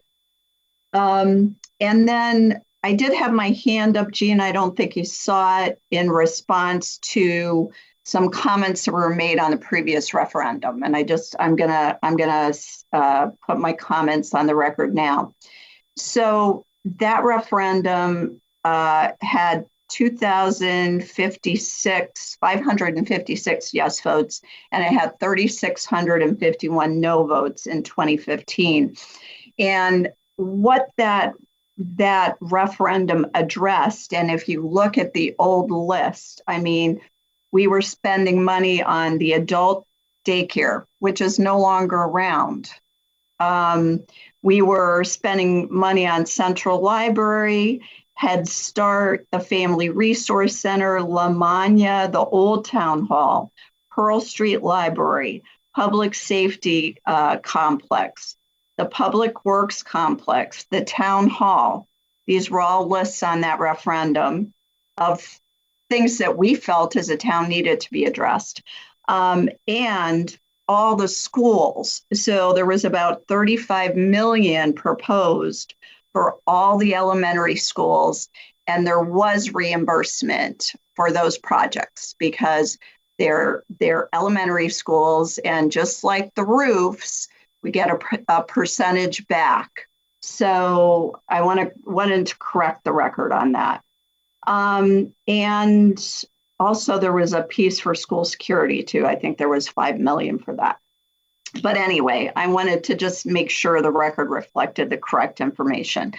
And then through Matt, can you distribute the document that you sent that I had requested with the mill rate breakdown to everybody, just so we have an initial look at what those mill rate impact will be on the elementary school project. And that's it. That's it for me. Thank you. Thank you, Carol. Well, real quick, I did distribute that already. It went out. Oh, great. Yep. When I sent it to you, I sent it out to everyone. I figured you did. You usually are good about that. So I try. The second item on the FOI request, that wasn't through the town, that was through the schools. So we didn't have anything to do with that. Okay, good to know. Yep. Maybe somebody needs to reach out to the superintendent on that one then. Thanks, Matt. Thank you. All set, Carol? Yes, thank you. Thank you. Counselor Zanoni? Thank you, Madam Mayor. Just a few things. So first, I know that Mr. Hopkins came forward to talk about the homeschooling bill, and I think there's some relevance to the council that I know the superintendent had alluded to. So first and foremost, I agree with Councilor Hopkins 100% that there are no safeguards right now for students that are homeschooled in the state of Connecticut. If you go to a daycare, there are random check-ins from DCF. If you go to a public school, every single staff member is a mandated reporter. And if you are a homeschooled child, there is no level of protection for them. And I think the component with the educational piece, and Superintendent Macchio had talked about this in regards when they presented their budget, is it would be an unfunded mandate from the state of Connecticut. And I think the important part of that legislation is that can't just be a financial burden shouldered by the town. I just don't think that's feasible. I think there's a lot of decisions in Hartford that are made with good intentions that just financially are not feasible. And Mr. Macchio had noted very point blank that we don't have the staff to accommodate at this moment in time to do those educational portfolios. It's not something that I'm opposed to, but I think that, from a perspective of a town councilor, I want mandates like that to be able to be funded. And it's not being funded under their proposal. And as the town manager mentioned, I had spoken to Ms. Brown, and I know she had fixed her statement that noted it was the town attorney to the school district attorney, so that's good.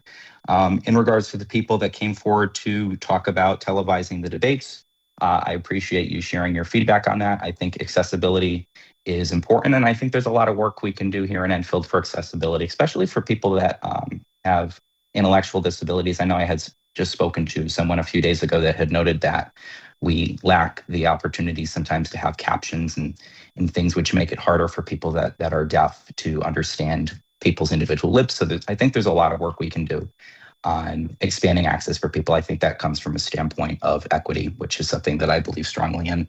And to Mr. Finger, I hope you're enjoying your retirement. I know that my uncle had just retired from DPW after working there the last 15 years, and I appreciate your service to the town and to the people with the fire department.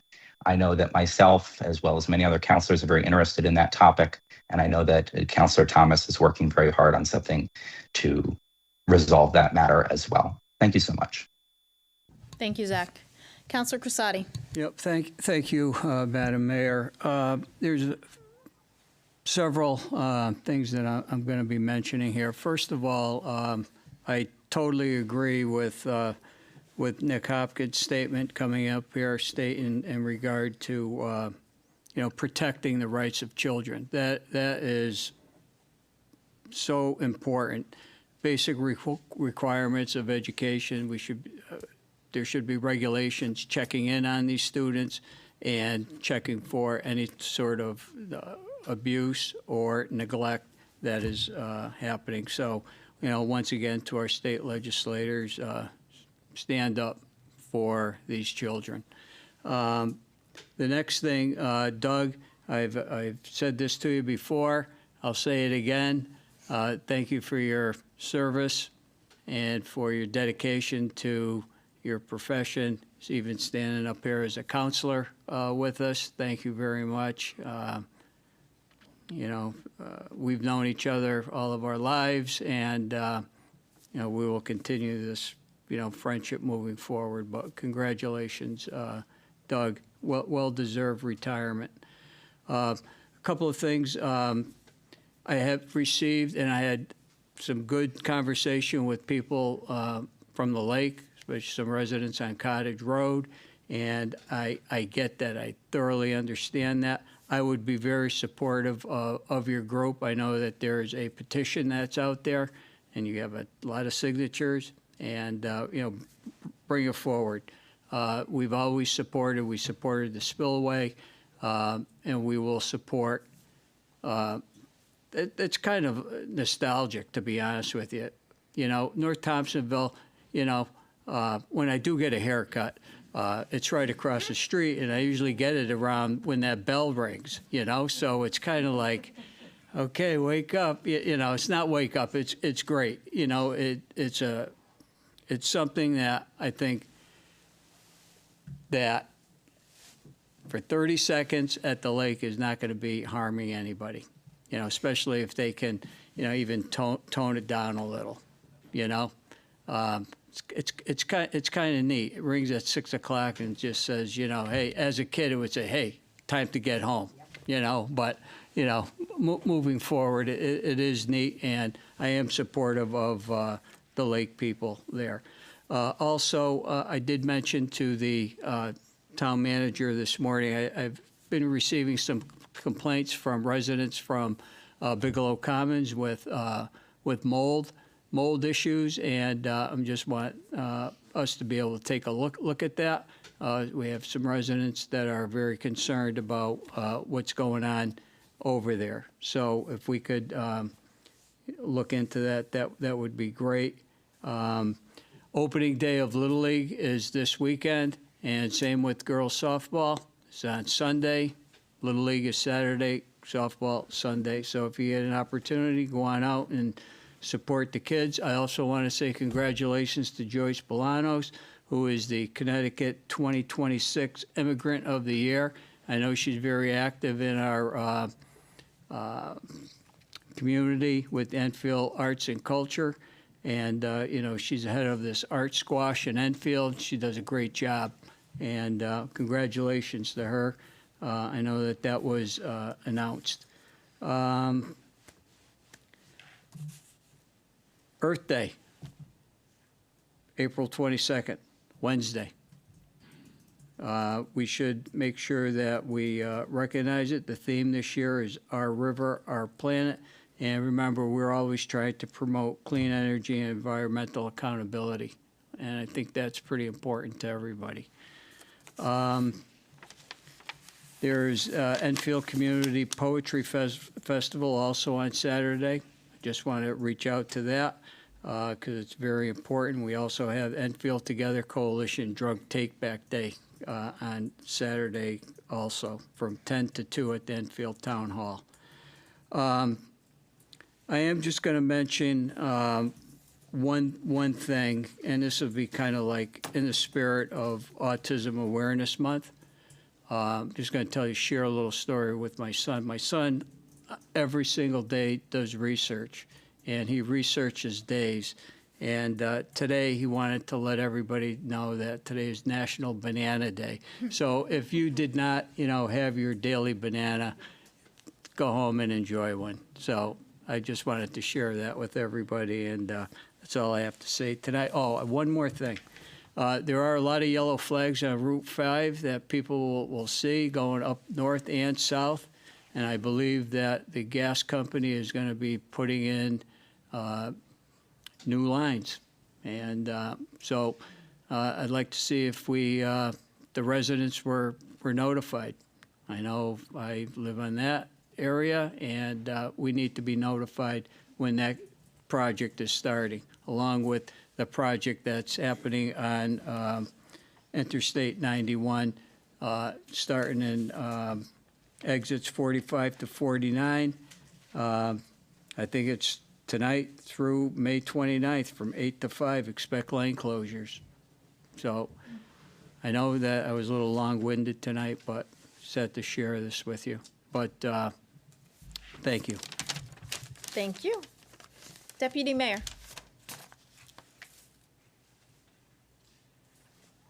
Yep. Thank you, Madam Mayor. Appreciate this. So most of what I was going to say has been covered, but also I have reached out and contacted by the folks at Shaker Pines. I think we're all working on some solution for that problem. I do want to address the homeschooling bill. No, it has particular relevance to us in Enfield because of things that have happened recently. I fully intend to support the amended bill that's been proposed. The earlier bill had a great number of unfunded mandates that were in it, and the superintendent had some significant concerns just about administration of the requirements that were in the bill. But that has been, a lot of those things have been taken out, and the bill is much more focused on child safety, and I am committed to passing that piece of legislation. I do think that we can do a better job than we have, quite frankly, but this is the absolute best that we're going to get. At this moment, we do need to be protecting our children. And I want to reiterate again for people who are listening, homeschooling parents are some of the most genuine group of people that I've met. They absolutely have the right to educate their children at home, and no one should pass judgment about that.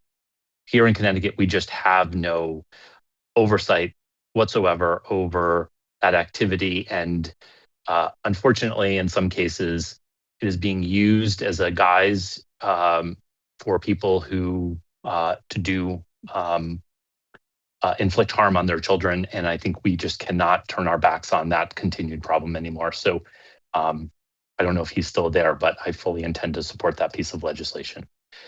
With regard to televising our deliberations. I believe at the community conversation, Madam Mayor, you had indicated that we were discussing that. We hadn't made any decisions, and somehow there was a conclusion drawn that we had come to the decision that we were not going to do that. I don't recall that being made, and I have no objection to televising our discussions whatsoever. I have some things that I'll cover in our reports of special committees later, but that's all I have for now. Thank you. Thank you. Councilor Matthews? I was going to piggyback on Deputy Mayor Santinella as well. Pam, that post is false. We had not decided not to televise, and I am also in support of doing that. I wanted to thank Councilor Crissati for mentioning Little League opening day. I will be singing the national anthem, so please come. That would be great.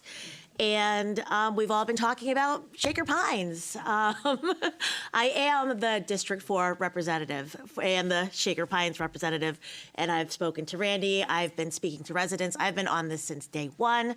I've requested to go to a committee meeting. I think all of us up here really want what's best for the reasonable folks at Shaker Pines. I think that we're going to be able to find a compromise, and that's all I really wanted to say on that. Thank you, Madam Mayor. Thank you. Councilor Pisner?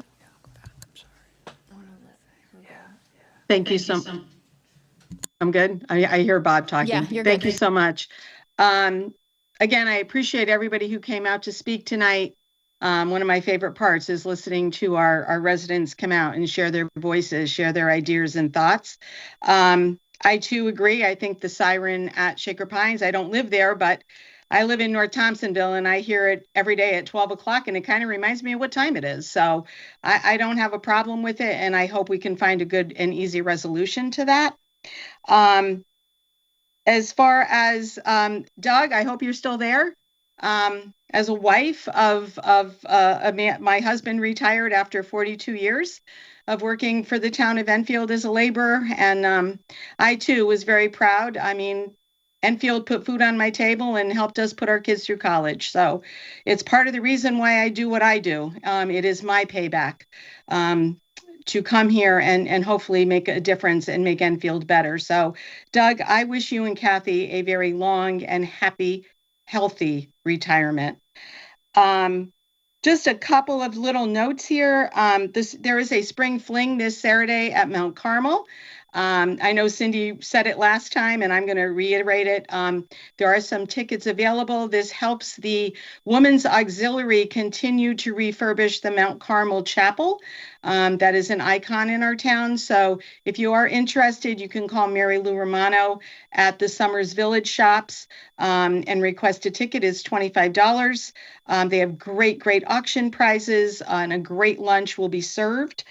And I too was going to say congratulations to Joyce. I got to know Joyce very well when I was on Enfield Culture and Arts, and she has done a fabulous job with our art squash. So congratulations to her and her hard work.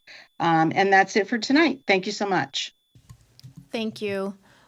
Councilor Hall, 1 second. Councilor Crissati? Yeah, just very quickly, I did forget to mention in regard to the budget. I would be supportive of it being televised. I just wanted to put that on the record. Thank you.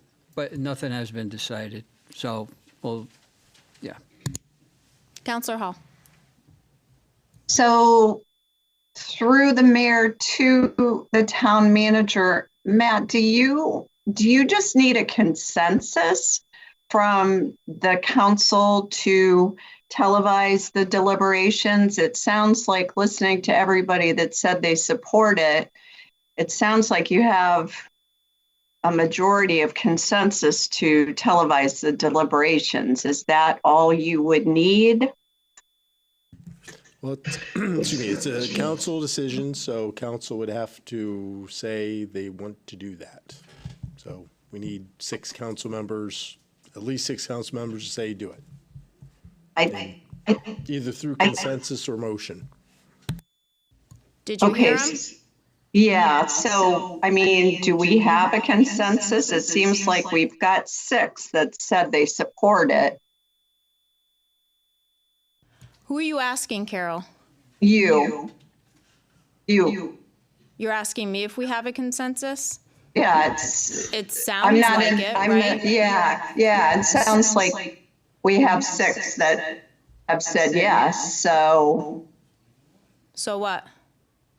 So Matt, is that all you need to move forward with televising the deliberations? So I know what you're doing, Carol. We can talk about this at leadership. Nobody up here has said no to televising. No, that's why I'm asking. I was asking through you to the town manager. And So he he's, gave you his answer.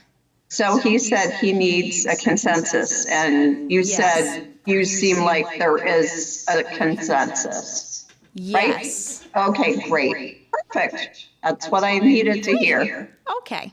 All done? I am done. Great. Anybody else? Okay. So I have a couple of things. Oh, Counselor Thomas, my bad. I just want to say thank you to Doug Finger. If ever you see him anywhere, get him a medium black iced coffee from Dunkin'. I get him every single time. It's not for a free dump pass. It's just for him and all the work that he's done for the 39 years he was there. Thank you so much.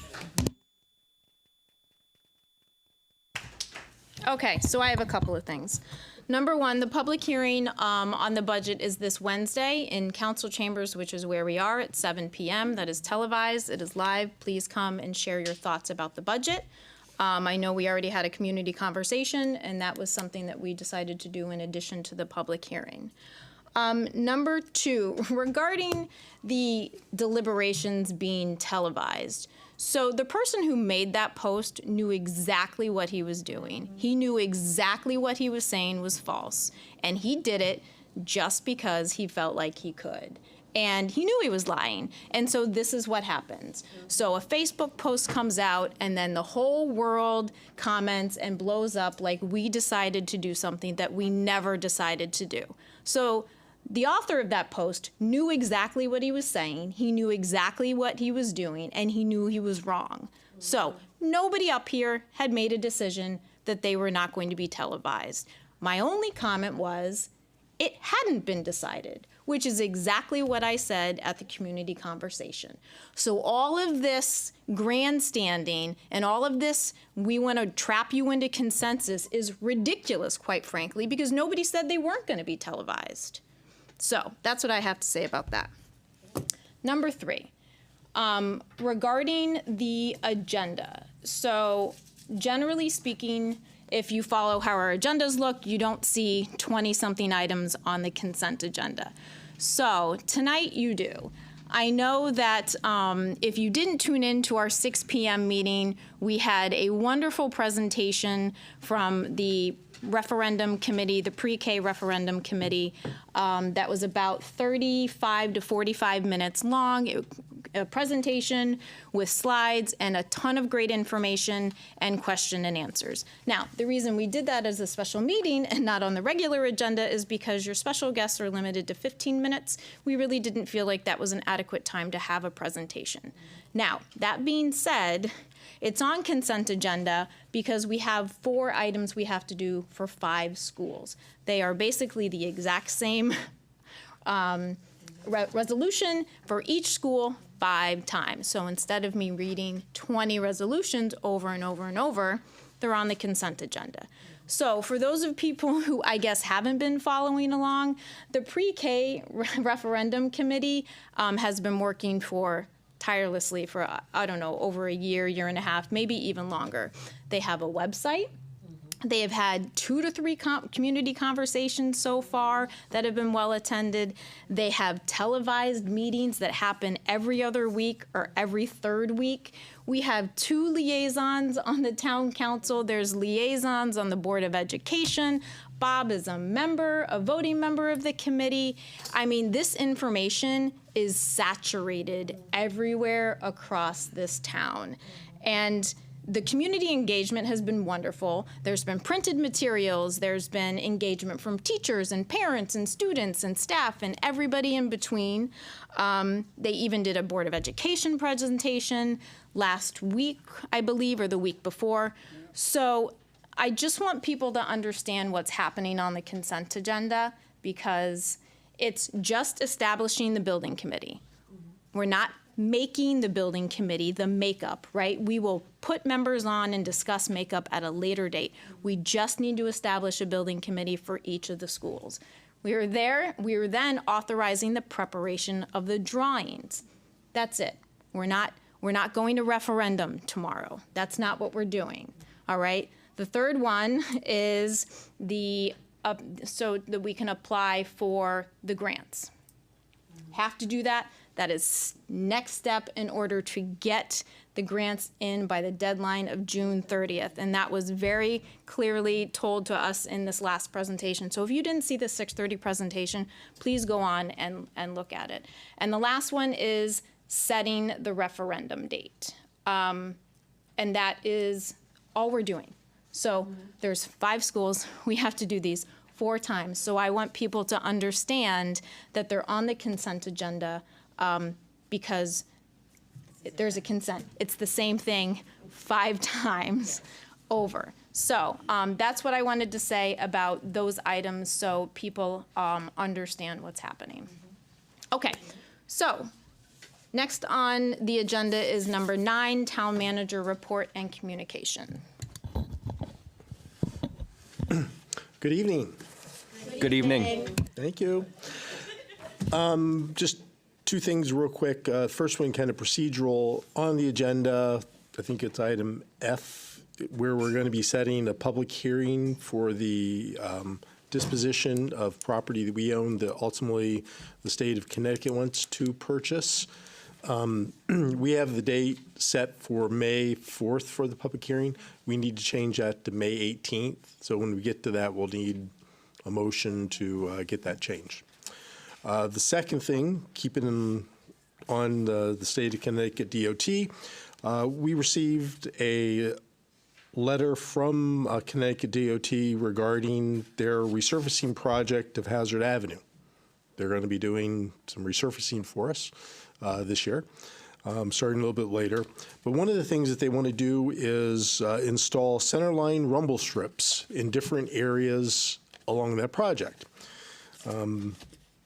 I don't have the map that I can show you, but I will kind of give you an understanding. There's 3 areas along from starting just about where the Johnson Memorial condos are, if you know where that's at. So it's before Old Phil Farms. And so so that's where the start of the project is going to be. And they're going to install rumble strips from the start point to approximately Old Phil Farms. And then it's going to stop for a while. There won't be any there. And it'll go out to approximately Glen Arden Lane. So it's another small section. And it'll end approximately before Westerly Drive. And then it's going to pick up on the other side of Westerly Drive and then go to the town line. So it looks like they're trying to skip most of the areas where there's a lot of residential, but there's going to be some residential that are going to be impacted by the installation of those centerline rumble strips. And if you've ever heard a car going 45 miles an hour on a rumble strip, you would understand why they probably, are very cognizant of trying to let us know they're going to be doing it. So all this is to say that they do offer us the ability to request a public hearing for public input on that or not. So that's the letter asking me to say we want that or we don't want that. And I need to get this back to them in like 2 days. So I don't know if there's any desire to request a public hearing to have them come out and do that or not. They're going to do it, right? They would be doing the public hearing? Yes. Yeah. Yep. They should. That's my opinion. Consensus? Yeah. Okay. I will make that request. Thank you. And that's all I had. That's all you have? All right. Any questions for Matt? John?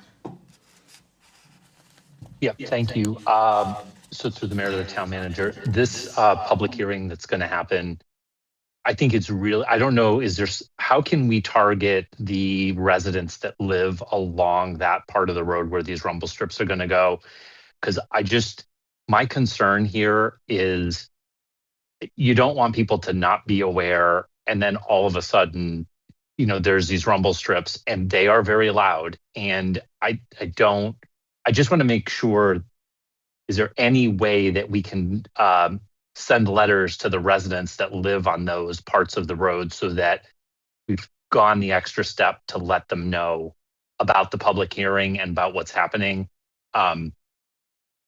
Again, this is something that's very permanent that I think could be, a little disruptive to quality of life if people are suddenly not aware, and then suddenly there's these rumble strips. We can look at that. I mean, I'm not sure exactly what the numbers are, but if it's something the council wants us to do, we can direct mail out there. I mean, I'd be curious to know how much it's going to cost and see if the council wants to at least send a letter in this particular case. And the other thing I just wanted to ask, Councilor Crissati mentioned it, and as soon as I got an email, I forwarded the mold issue question over to you. Do you know where we are on that? So that needs to be turned over to the Department of Health. So I'll be conveying all those questions and concerns to the health department. Okay. That's all that I have for you tonight. Thank you. Councilor Hall? Through the mayor to Matt. Matt, are those rumble strips going to be permanent installations or are they temporary? Those are going to be permanent. So they're, okay. It's not for a construction project. They're putting those in forever. They're center line rumble strips. So it allows people that would go left center, if it's them not paying attention, they would know. I get it. I just was hoping you would tell me they were temporary for construction and repaving purposes. So, okay. All right. Thank you. That's my only question. Thank you. All right. Anything else from you, Matt? Nope. Thank you very much. All right. Thank you. Next, the town attorney report, item 10. Nothing to report. Thank you. 11, special committee reports. John, I know you said you had one. Yep. Thank you. The DPW subcommittee met last Monday. I just would like to encourage people who are interested in understanding what is going on with some of our infrastructure in the community to attend these meetings. It's not a meeting where there is public communication, but it is a meeting if you're available to come and hear about some of the challenges that we have. There's been some emails that have gone out about the track at the annex and sort of the condition of that track. And tonight we're going to have to appropriate some money for its removal because it's just unsafe. And beyond that, there are some questions about the quality of the field itself. And there are some concerns of the people who currently use the field at the annex, what their alternate options are. And I think it's something for the DPW subcommittee to take on. But I think it's important for people to understand that there are some questions about the viability of the athletic field at the annex. And then beyond that, this week we discussed the condition of the infrastructure in the annex itself, the heating system, and sort of what condition that is in. It's pretty dire, and there are significant implications into what the future of that entire system means. So these are things that I just want people to be aware of that we are talking about in DPW. And I would encourage people to come and be part of the audience and hear some of the discussion, because I know some of this manifests itself in things on Facebook that are not really grounded in the whole story of what is happening. And the reasons why we're having to make some of the decisions that we are making out there. So I just want to point that out.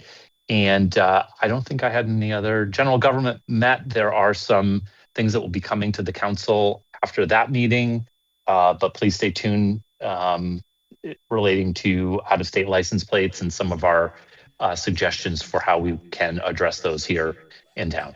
That's all I have today. Just one quick thing. Thank you. Councilor Crissati. Yeah, thank you. Just in regard to John's report, in regard to DPW, I think it's a very good idea for people that are being affected maybe by the use of the annex to go to the DPW meetings to hear some of the information that's being brought out. I think it's pretty important. And matter of fact, today I had a nice conversation with the track coach from JFK that utilizes the annex field and the track area. And they've been told that, I guess starting today, they had no use to be able to do that. So my question is, what type of accommodations are going to be made for some of the athletic teams that were really looking to use this? And I guess my other question that I might have is, the actual season ends the end of May. Is there any possibility to start this construction once their season is over at the end of May? That's my only thing. My concern is for accommodations. We have a lot of people that are involved. They spend $100. There's 62 members of the track and field team. So I think it's important that accommodations that are being made for this particular group. So I just wanted to say, for people that are involved, and I know the Ramblers, go to these DPW meetings and say what you have to say. Okay? Thank you. Thank you. Any other reports of special? Go ahead. Can I Matt. just address that? Yeah, you can. Yeah, I know we talked about it earlier. Yeah, I'm sorry. That'd be great. Thank you. So you might remember, I think at the last meeting, I had brought up that we were going to be putting this plan together. So prior to that, we had a conversation with the schools to let them know that again, we feel that the track is very unsafe and shouldn't have any participants on it. And again, when we're made aware that it's an unsafe area and then an injury happens, our liability kind of steps up a lot more. And again, we don't want that liability. This is something that should have probably been closed down last year, to be honest, or maybe a couple of years ago. But it was let go. I feel that we really don't have the luxury of just saying, go ahead and do something and then have someone be injured in it, right? I mean, I don't think any of us want that on our conscience. So we did, let the school, through the superintendent, aware of what we were doing. They have come up with a plan that will still allow, the JFK athletic program to go on. They're going to be doing things at JFK, as well as when the times allow, they can be at the high school. Once we get the rubberized surface off of the track, the asphalt is something that can then be utilized as well. Again, we don't know what the timing is on all this because we had to get we had to get a plan in place to understand what our costs were going to be. Secondly, tonight you're going to be acting on the transfer we need to actually complete the project. So we didn't really have a good timing to know what was going to happen. As I said at the last meeting, we had to put a plan together. And so that's where we're at now, is coming up with, we know what we have to do now to make it safe. We have what we believe the cost is to be able to complete that. If you vote on that tonight, then we will go to the next step, which is actually schedule that to get it done. Will we get it done before their season is over? I don't know. We're left then, with asphalt without lines. So, they'd be able to run on it, but they wouldn't be able to replicate what a track looks like.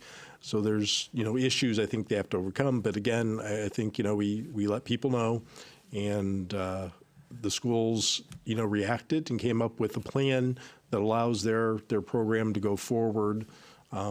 Maybe again, minus the what is that steeplechase? Without the steeplechase that has to happen whenever they're running on it. Thank you. Councillor Matthews. Thank you, Madam Mayor. I wanted to quickly say that the Public Safety Subcommittee did meet. We've been meeting monthly and are starting to get some items together. I wanted the residents to know that we are looking at the Hazard Jefferson Middle Road intersection and working on some solutions for those of you who have been worried about that. Also, it is that time of year to deal with Scantic River Park and the Powder Hollow parking issues. Staff is well equipped to start the season off and tackle some of the headaches that we have over there during the season. And I'm on that committee with Councillor Mangini. Councillor Crisati and Councillor Pisner and I have been meeting with staff, Sheila and Matt, and sometimes Steve, you guys have been awesome, on policy and procedure. That is specifically for how town council meetings run. So we have been cleaning up the language and some of the processes there so things can work a little smoother, and take out as much interpretation as we can, and also to avoid hiccups like we had earlier in this term. So we're taking a good look at that. We are doing some very good work, and hopefully we'll be able to adopt that early next month. And that is all I have. Thank you. Thank you. Councillor Mangini, your hand went up. You have a report from a special committee? Yeah, Councillor Matthews covered it very nicely. Thank you, Maya. One piece of information we got recently regarding the public safety issue, we're going to be invited, the subcommittee, I believe it's to Powder Hollow, now that the season is opening, to take a look at the safety issues that have been surrounding that whole area.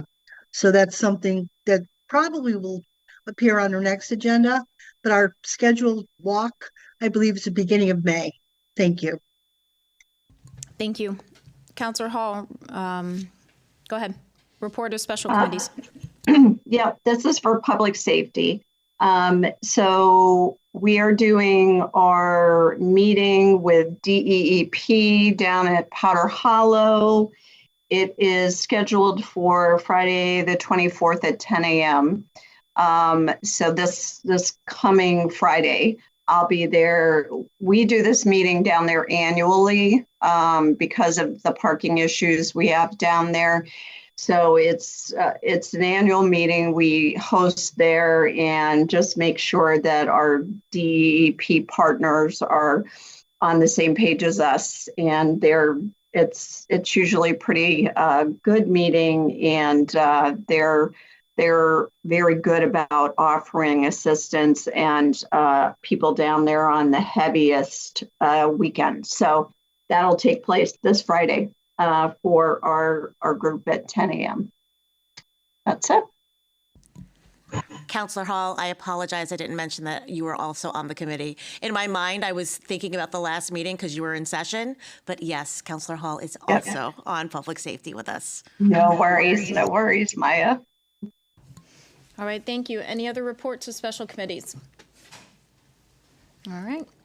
Item 12, unfinished business, there is none. Item 13, consent agenda. We have items 1 through 23 on the consent agenda.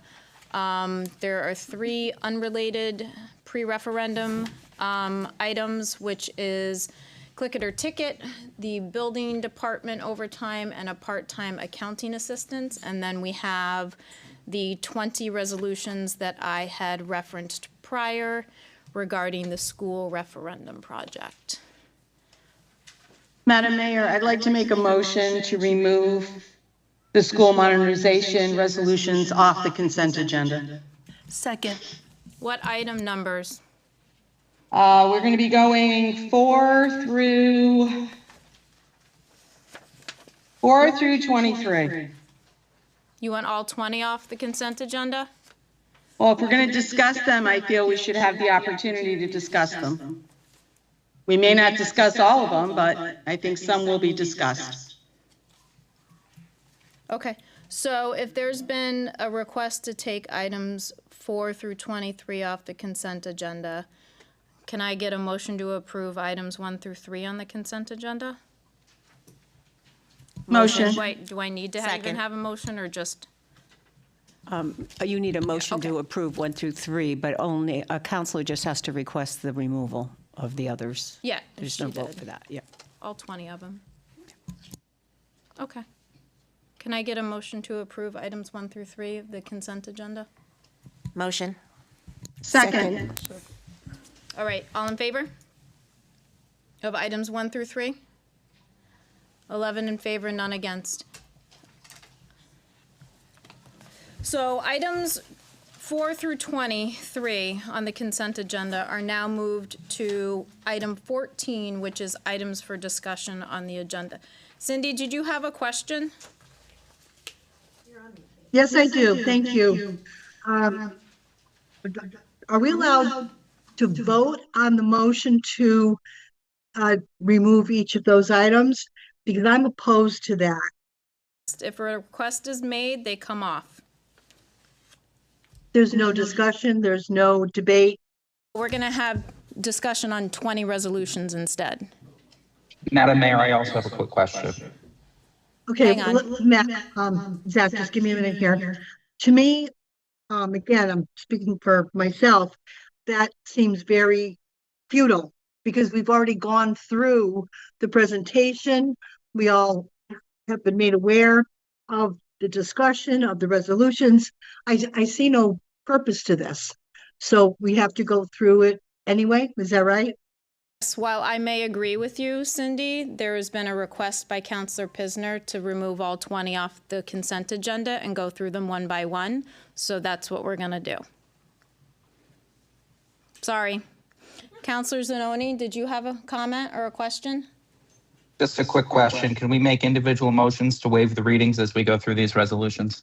Oh, you can, absolutely. The resolutions themselves are pretty short. It's just going to be reading 20 of them and then asking for discussion, getting a first, a second, and then doing roll call 20 times. But the resolutions themselves, feel free to waive or ask to waive, but you need a first and a second for that, and that's going to take about the same amount of time.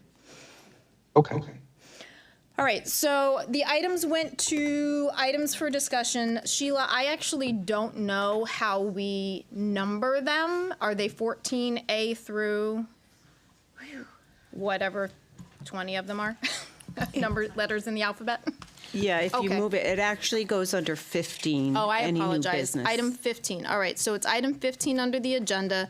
That'll be A through, you're going to have to keep me on them, each one. So because we have so many members here of the pre-K referendum committee who just did that 45-minute presentation earlier, can I get a motion from somebody up here to suspend the rules and move items 15A through A, B, C, D, E, F, G, H, I, J, K, L, M, N, N, O, crap.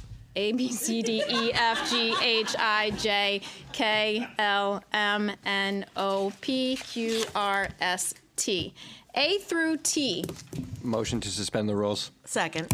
Thank you. All right, motion is made and seconded to suspend the rules and move items 14A through T to, actually, to new business. And can we just do them now? Okay. Do we need to vote on that? Okay. Yes. All right. All in favor of moving items 15A through T to the agenda now and proceeding to discussion and vote? 11 in favor, none against. Thank you. Okay. So you'll have to bear with me because now I have to go to different areas of the agenda to make sure we get them. All right. So item 15A is going to be the resolution to authorize the Enfield Board of Education to apply To the Commissioner of Administrative Services for the new construction of Hazardville Memorial School. Be it resolved that the Town Council authorizes the Town of Enfield Board of Education to apply for the Commissioners of Administrative Services to accept or reject a grant for the new construction of Hazardville Memorial Elementary School, date prepared 4/16/2026 by the Town Manager's Office. I need a so moved and a second So for moved. every single So one of these moved. guys. Second. Okay. Motion made and second. Any discussion? There better be. No? Great. Roll call, please. Counselor Zanoni. 4. Counselor Allegro. 4. Mayor Sakala. 4. Counselor Crisati. 4. Counselor Hall. 4. Counselor Mangini. 4. Counselor Matthews. 4. Counselor Pisner. 4. Deputy Mayor Santinella. 4. Counselor Thomas. 4. Counselor Ungary. 4. 11 in favor, none against.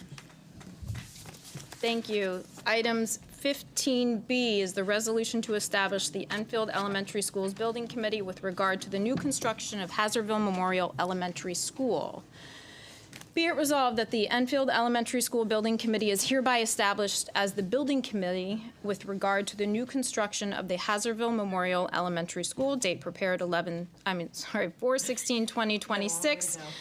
Town Manager's Office. I have 2 waters just So in moved. case. Second. Made in first and second. Any discussion? Of course not. What are we doing? Go ahead, Carol. Carol, go ahead. So this is for establishing the building committee for this referendum project. So it's part of the application process, but the appointment of the building committee will take place at a later date. So just as a clarification for those folks that are watching, it's established by the town council. So the pre-referendum committee that's done their work to this point, this group ends, and then we move forward with the building committee once all the referendum process has played out. So that's going to be a process that the council will discuss. And we should put it out there that anybody interested in serving on these building committees should apply, because we need people with experience.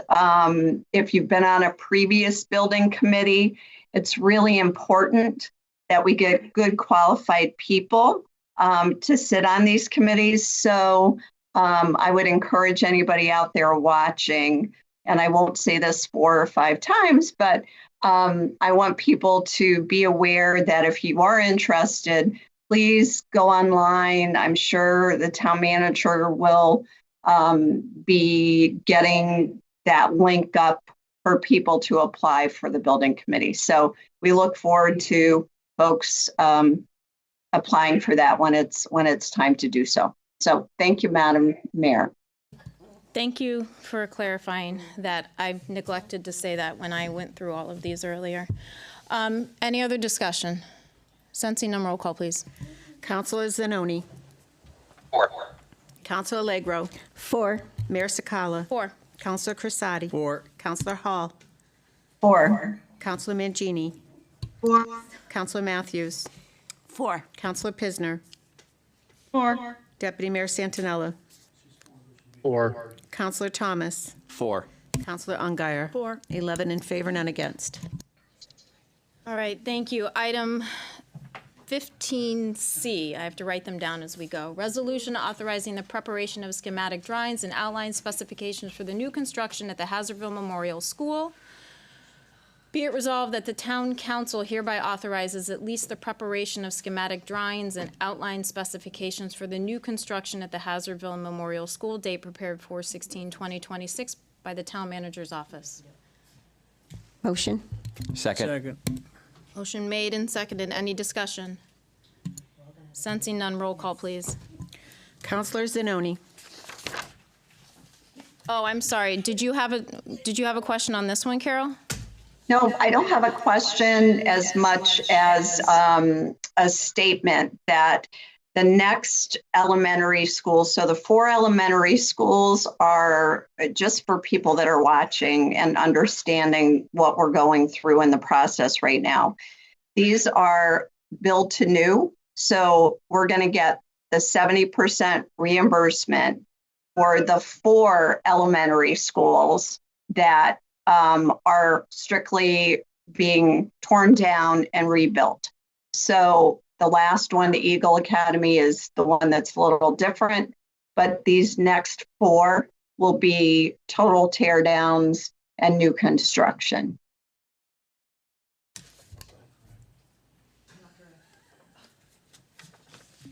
Can I make a comment? Go I'm ahead. done. Thank you. Counselor Crissati. I just want to, what we're doing here is, it's kind of mind-boggling to me. Remember, this resolutions that we're going through here, this is about a process that's being done here. It's about keeping this town moving forward in a thoughtful and a responsible way. This group has done a fantastic job. These resolutions do not lock us into a final decision about anything. They're going to allow us to continue evaluating a plan that's going to come before the voters of Enfield. This is part of a process. It's putting us in positions to stay on track, to protect state reimbursement, and avoid unnecessary delays that could cost taxpayers more money down the road, period. What we're doing here, this is ridiculous. That's my own opinion. Thank you. You're welcome. Roll call, please. Councilor Zanoni. 4. Councilor Legro. 4. Mayor Sakala. 4. Councilor Crissati. 4. Councilor Hall. 4. Councilor Mangini. Councilor Matthews. 4. Councilor Pisner. 4. Deputy Mayor Santinella. 4. Councilor Thomas. 4. Councilor Ungary. 4. 11 in favor, none against. All right, item 15D, a resolution scheduling a referendum for Hazardville Memorial Elementary School, new construction project. Be it resolved pursuant to item number 10 on the Office of Grants Administration, grant application checklist, submission checklist, documentation of locally authorized funding, the town of Enfield is hereby scheduling a referendum to take place on Tuesday, November 3rd, 2026 for the Hazardville Memorial Elementary School new construction project. Date prepared 4/16/2026 by the town manager's office. So moved. So moved. Second. Motion made and seconded. Any discussion? Counselor Hall. So I'm going to comment on the date. I'm really happy to see we are doing this on a regular election day. I think it encourages the entire town to come out and cast their vote, either for or against, but it certainly doesn't disenfranchise voters by taking this outside of the regular November date. So I'm extremely happy to see that we're putting it on the November date, like we have with all our other school projects that we've gotten passed. So thank you for that. And that's all I have on this one. Thank you. Any other discussion? Sensing none, roll call, please. Councilor Zanoni. 4. Councilor Legro. 4. Mayor Sakala. 4. Councilor Crissati. 4. Councilor Hall. 4. Councilor Mangini. 4. Councilor Matthews. 4. Councilor Pisner. 4. Deputy Mayor Santinella. 4. Councilor Thomas. 4. Councilor Ungary. 4. 11 in favor, none against. Thank you. 1 school down, 4 to go, guys. All right, item 15E, resolution to authorize the Enfield Board of Education to apply to the Commissioner of Administrative Services for the new construction at Prudence Crandall Elementary School. Move to waive the reading. Motion Second. made and seconded. All in favor? Or do I need an all in favor? Yeah, waiving the reading. All right, 10 in favor, all against?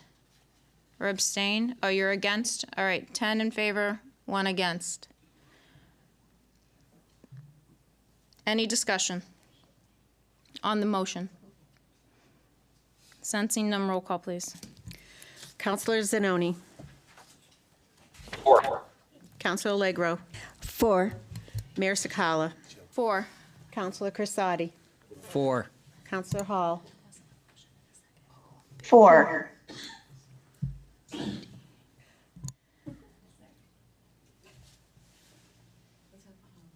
Did you get that? Yeah, 1 Okay. second. The town attorney has brought to our attention that there wasn't a motion and a second after the waiving of the reading. They really I should be two apologize. separate Okay. votes. So the motion was made and seconded and then voted on to waive the reading. Can I get a motion to accept the resolution? Motion to accept. All right, so there's a motion made Second. and seconded. Thank you. Madam Mayor, just a quick question. Well, hang on, we're in the middle of roll call. Okay. Counselor Zanoni. 4. Counselor Allegro. 4. Mayor Sakala. 4. Counselor Crisati. 4. Counselor Hall. 4. Counselor Mangini. 4. Counselor Matthews. 4. Counselor Pisner. 4. Deputy Mayor Santinella. 4. Counselor Thomas. 4. Counselor Ungary. 4. 11 in favor, none against. Thank you.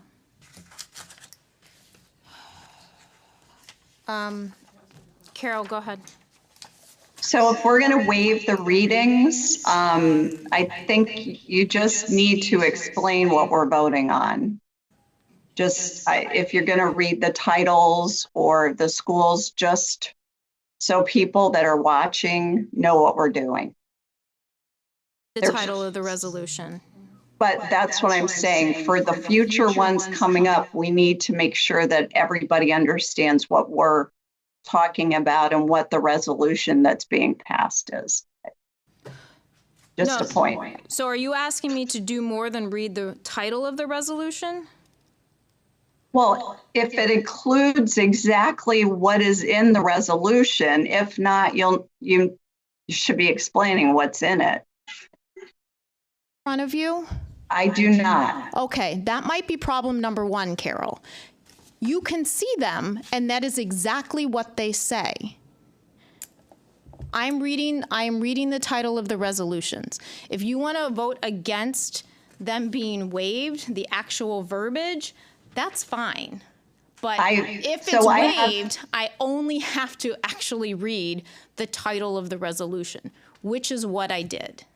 I would suggest you bring up the resolutions for your own edification. That might help you. I haven't here, but Gina, we need to let people know what we're voting on. And if you're going to read the titles and it has everything in it, I'm good with that. So, Okay, thank you. Councilor Santinella, or I'm sorry, Deputy Mayor Santinella. I mean, we're discussing I something. just would like to say, but that's fine. we have these, I would like the public to understand, and I believe that they do. The Board of Education just passed all of these resolutions. We have had numerous public meetings and hearings about what we are doing tonight. We have over-explained this process time and time again. This should be a performative exercise so that we can just move forward. And I think to represent that we are somehow trying to pull one over on the public I just don't understand it. But I'm going to continue to make motions that we waive the readings as we go. That's it. Thank you. All right, Sheila. I have my hand up. Oh, I'm sorry. Go ahead, Councilor Hall. So I respectfully disagree that this is just performative and we're going through the motions. this is the responsibility of the council. This is the first time the town council has voted on this. So this is our job. And you may not like reading all the resolutions, but this is part of the process. And it's our responsibility to do it. I'm sorry you don't want to sit through 5 readings, but waive the reading. But people need to understand what we're voting on. So I'm good with the titles as long as people understand what schools they are. And when we get to the Eagle Academy, I'll have comments on that. So I think you're taking more time waiving the readings, but that's your choice. So go right ahead.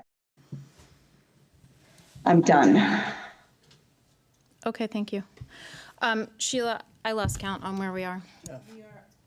We are on 15F, and we do not have a motion. We haven't motioned or seconded yet. Motion.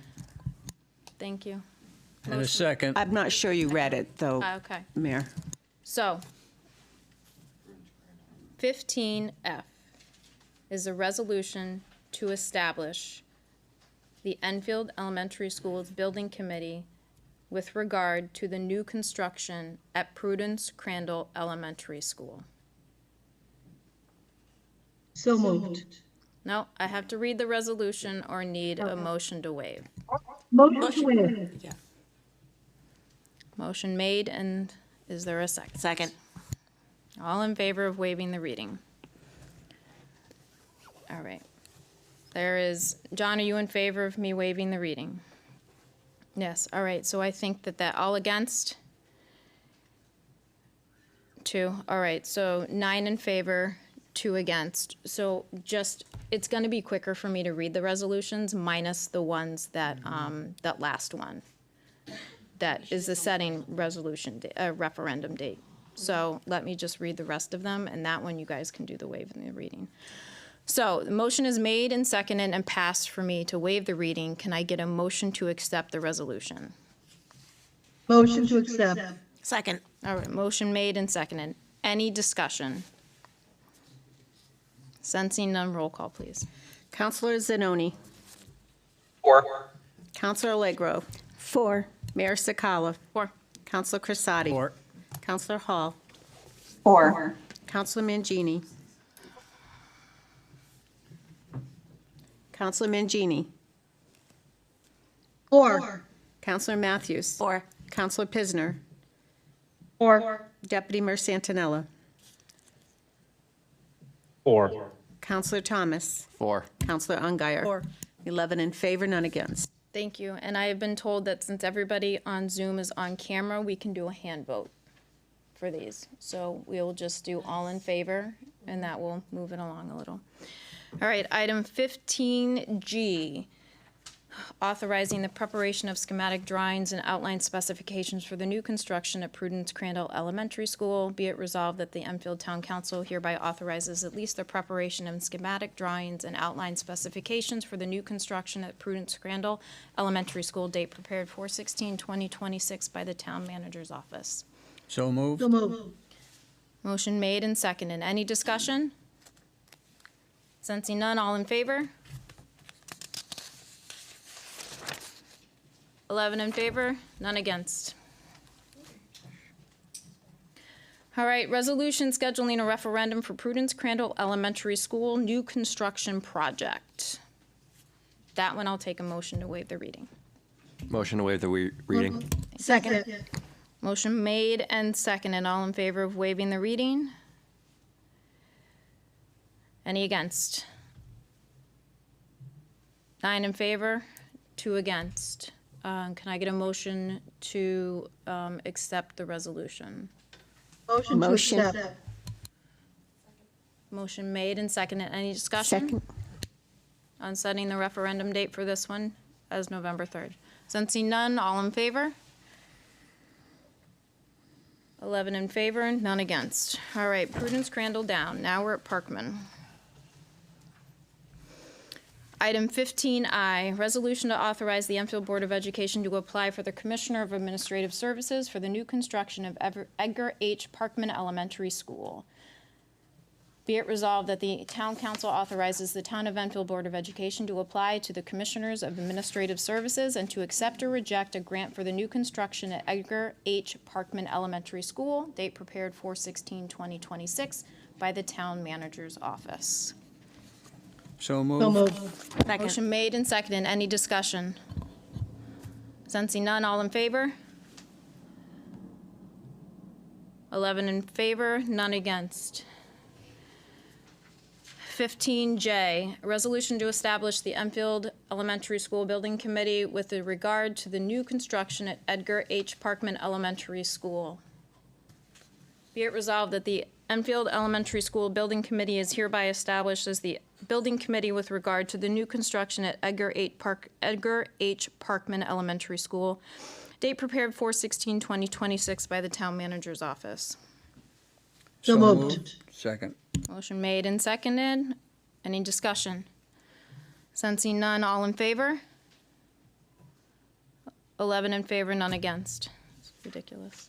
Resolution authorizing the preparation, number 15K.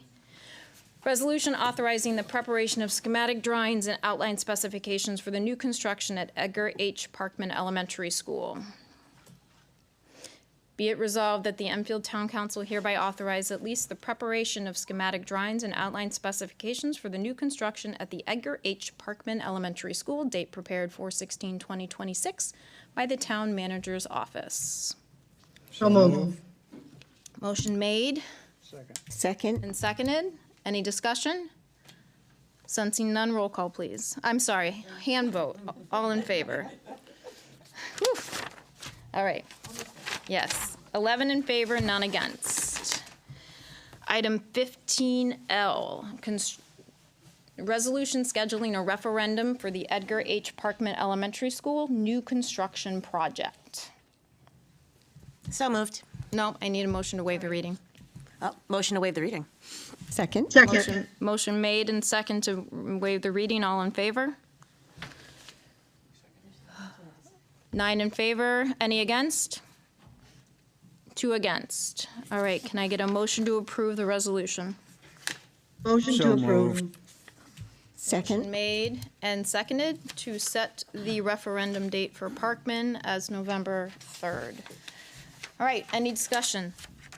Sensing none, all in favor? 11 in favor, any against? None. All right, Parkman down. All right, we're now Henry Barnard. Resolution to authorize the Enfield Board of, item 15M, item 15M, resolution to authorize the Enfield Board of Education to apply to the Commissioner of Administrative Services for the new construction at Henry Barnard Elementary School. Be it resolved that the Town Council authorizes the Town of Enfield Board of Education to apply to the Commissioner of Administrative Services and to accept or reject the grant for the new construction at Henry Barnard Elementary School, date prepared 4/16/2026 by the Town Manager's Office. So moved. So moved. Second. Motion made and seconded. Any discussion? Sensing none, all in favor? 11 in favor, none against. Item 15N, resolution to establish the Enfield Elementary School Building Committee with regard to the new construction of the Henry Barnard Elementary School. Be it resolved that the Enfield Elementary School Building Committee is hereby established as the building committee with regard to the new construction at the Henry Barnard Elementary School, date prepared 4/16/2026 by the Town Manager's Office. So moved. Motion made Second. and seconded. Any discussion? Sensing none, all in favor? 11 in favor, none against. All right. That was M, right? Okay. And That was N? All right. I keep forgetting when I cross them off on my sheet if it's before or after. All right, so we are on 15O. Resolution authorizing the preparation of schematic drawings and outline specifications for the new construction at Henry Barnard Elementary School. Be it resolved that the Town Council hereby authorizes at least the preparation and schematic drawings and outline specifications for the new construction at Henry Barnard Elementary School. Date prepared 4/16/2026 by the Town Manager's Office. So moved. Second. Oh, y'all are getting tired with your so moves first and seconds. We got a little to go. All right. Motion made and seconded. Any discussion? Sensing none, all in favor? 11 in favor, none against. Item 15P, resolution scheduling a referendum for the Henry Barnard Elementary School new construction project. Motion to waive the reading. Do I have a motion to Have waive a the motion to waive the reading? Second. Motion made and seconded. All in favor of waiving the reading? 9 in favor. Any against? 2 against. Can I get a motion to approve the resolution? Motion to approve? Second. Motion made and seconded to set the referendum date for November 3rd. Any discussion? Sensing none, roll, all in favor? Sorry. All right, great. Last set. Item 15Q, and this is Eagle Academy. All right, resolution to authorize the Enfield Board of Education to apply to the Commissioner of Administrative Services for the renovation at the Eagle Academy at Eli Whitney School. Be it resolved that the Town Council authorizes the Town of Enfield Board of Education to apply to the Commissioner of Administrative Services and to accept or reject the grant for the renovation of the Eli Whitney Elementary School, date prepared 4/16/2026 by the Town Manager's Office. So moved. Second. Motion made and seconded. Any discussion? Counselor Hall.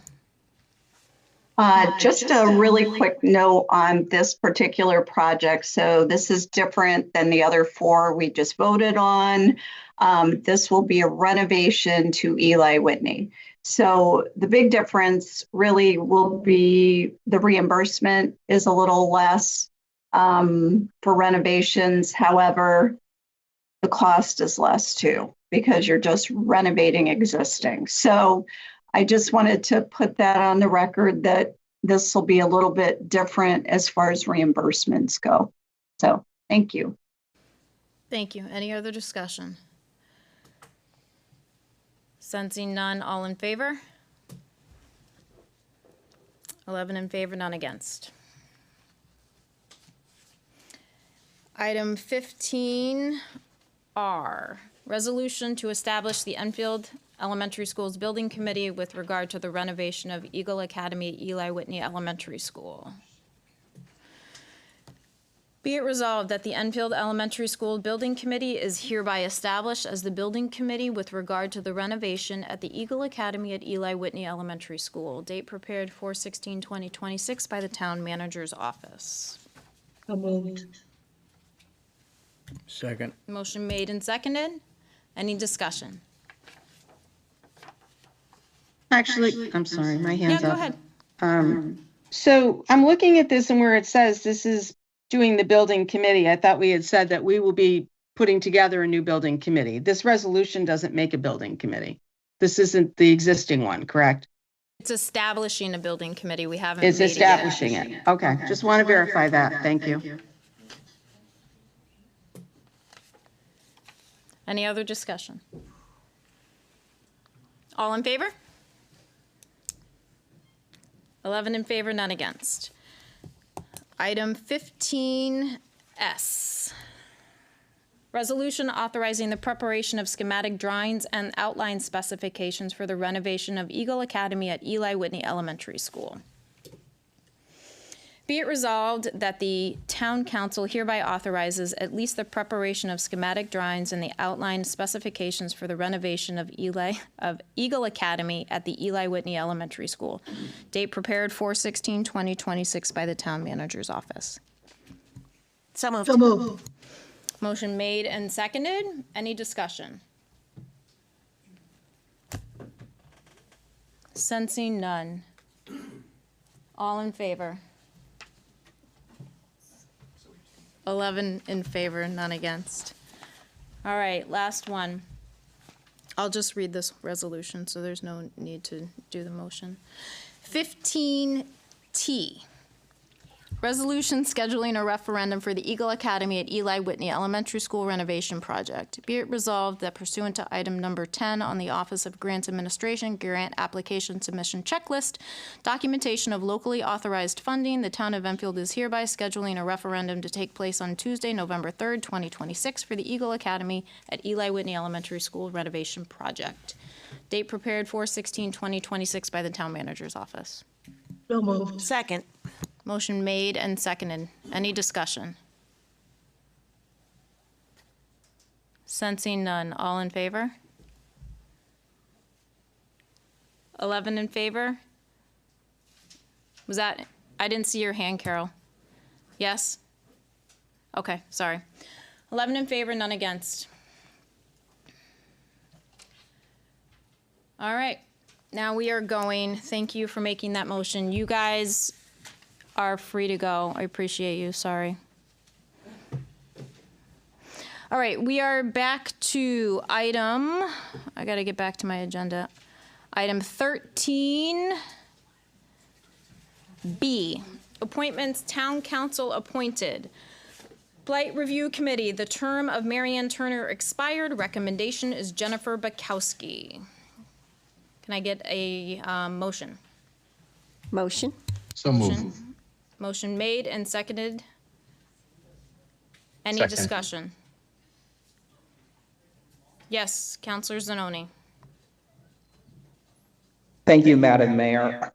So I know that I've shared my sentiments with members of this council, but I think for the interest of the public, I will share my thoughts here. So the state of Connecticut only requires, as well as the town of Enfield, that we have qualifications for building committees, and that is designated by state statute. However, I think there's an inherent value in having applicants with experience that is relevant to the committees that they're seeking to be on. I can tell you as a member of Joint Facilities, having people such as Doug McSellen, who has construction experience on that committee, even though it's not required, is a benefit. I know for many years, Donna Suzak was chairman of that committee. She's an architect. That was a benefit to the committee. And I think there is inherent value in that. There was 4 applicants put forward, and I think 3 of them have experience regarding the role, one of which currently sits on Blight, the prior of which has experience not only serving on the council, but on planning and zoning, as well as experience on Blight and in real estate and development. And another candidate who has experience sitting on economic development, is a landlord in town, and works within landscaping. And I think I think we as a community should be incredibly grateful that we have so many people that are interested in this position.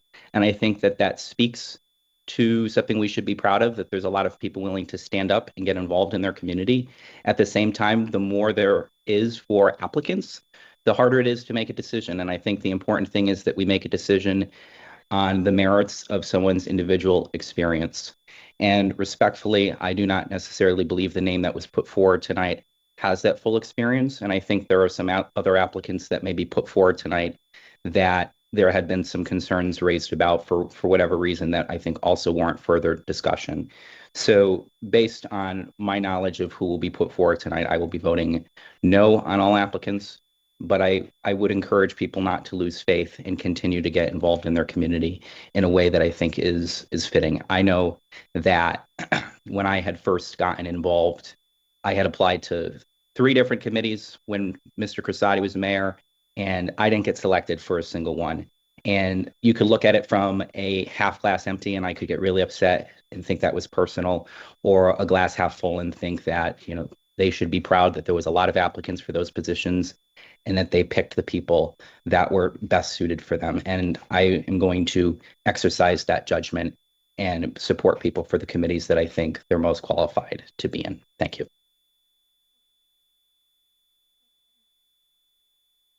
I'm sorry, I wasn't on. Thank you. Counselor Hall.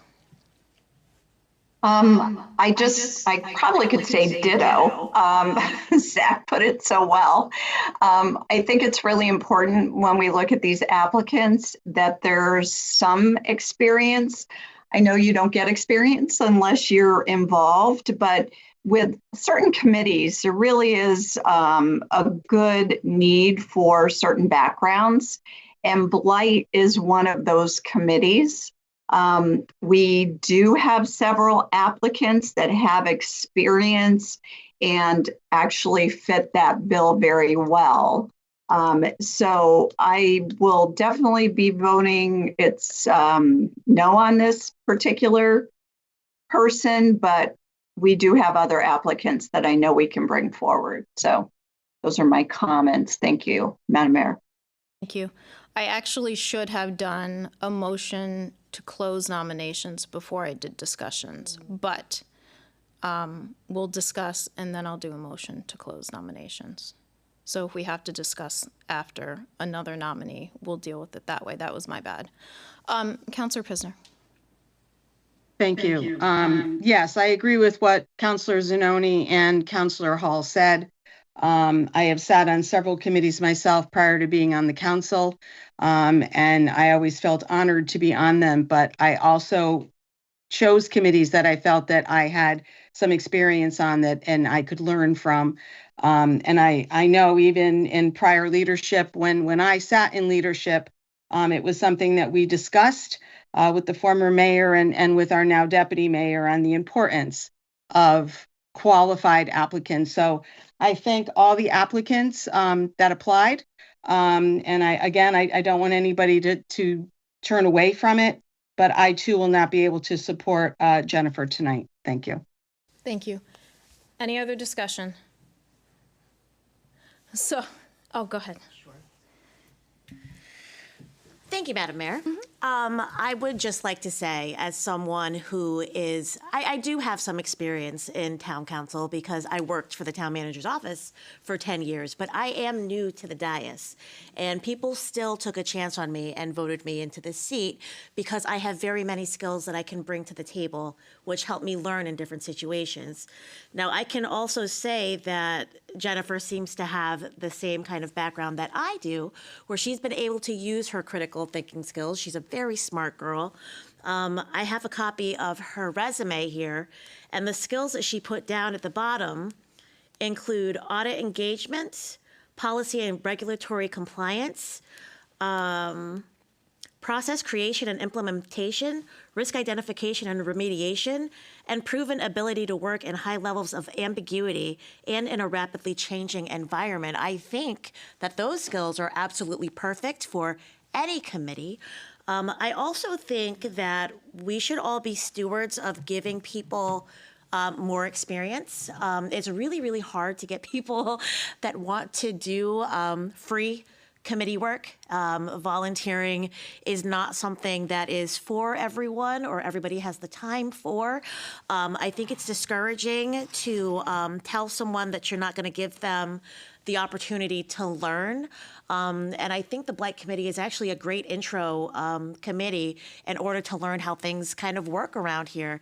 So, if nobody ever gave me a chance because I didn't have the specific qualifications of a certain job, I wouldn't be sitting where I am today. So I think it is a huge mistake to not put a qualified and intelligent person in this 2-year position and give her a shot and see how she likes it and see how she does. And, if it's not a great fit, after 2 years, she could always apply for something else. And that's my take on it.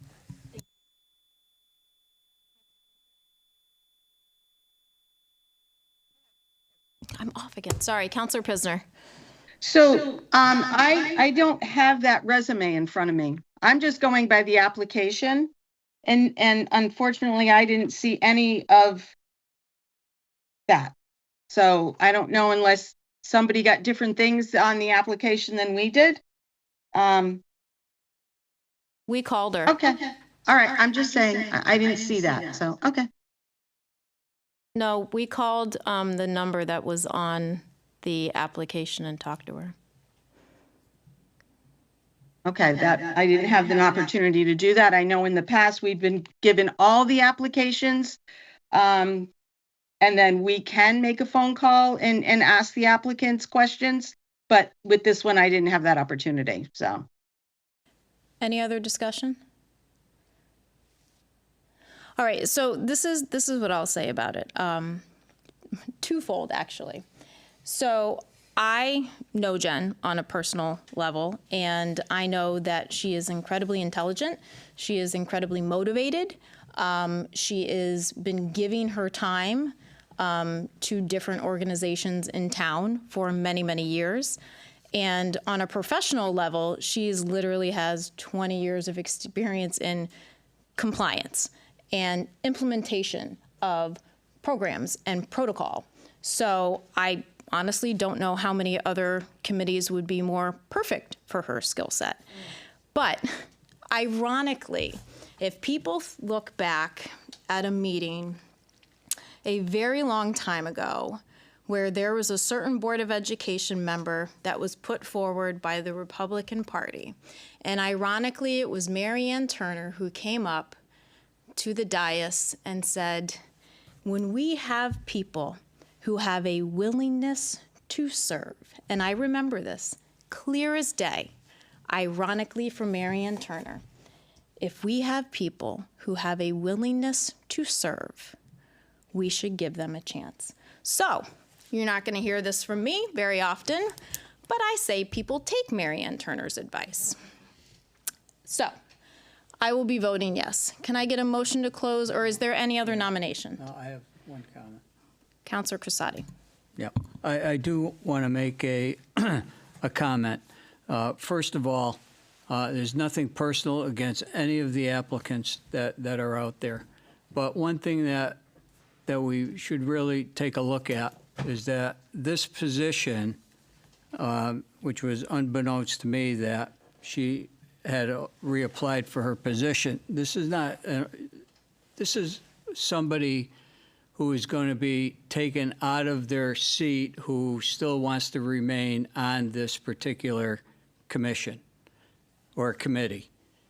Mary Ann Turner has served on this particular committee. I have not heard any grumblings or anything that's to say that she should be off this committee. This is her seat that is being taken, and she reapplied for the position.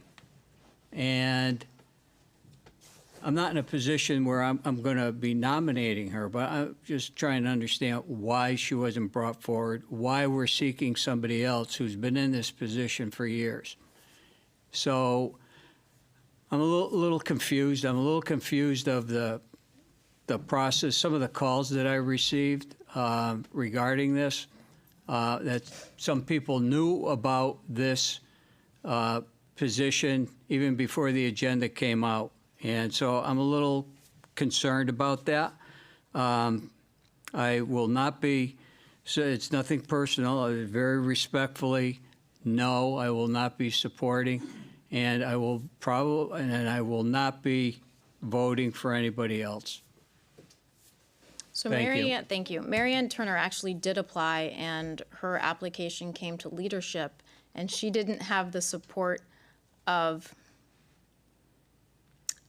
either party, is how I will put it. So her application went no further,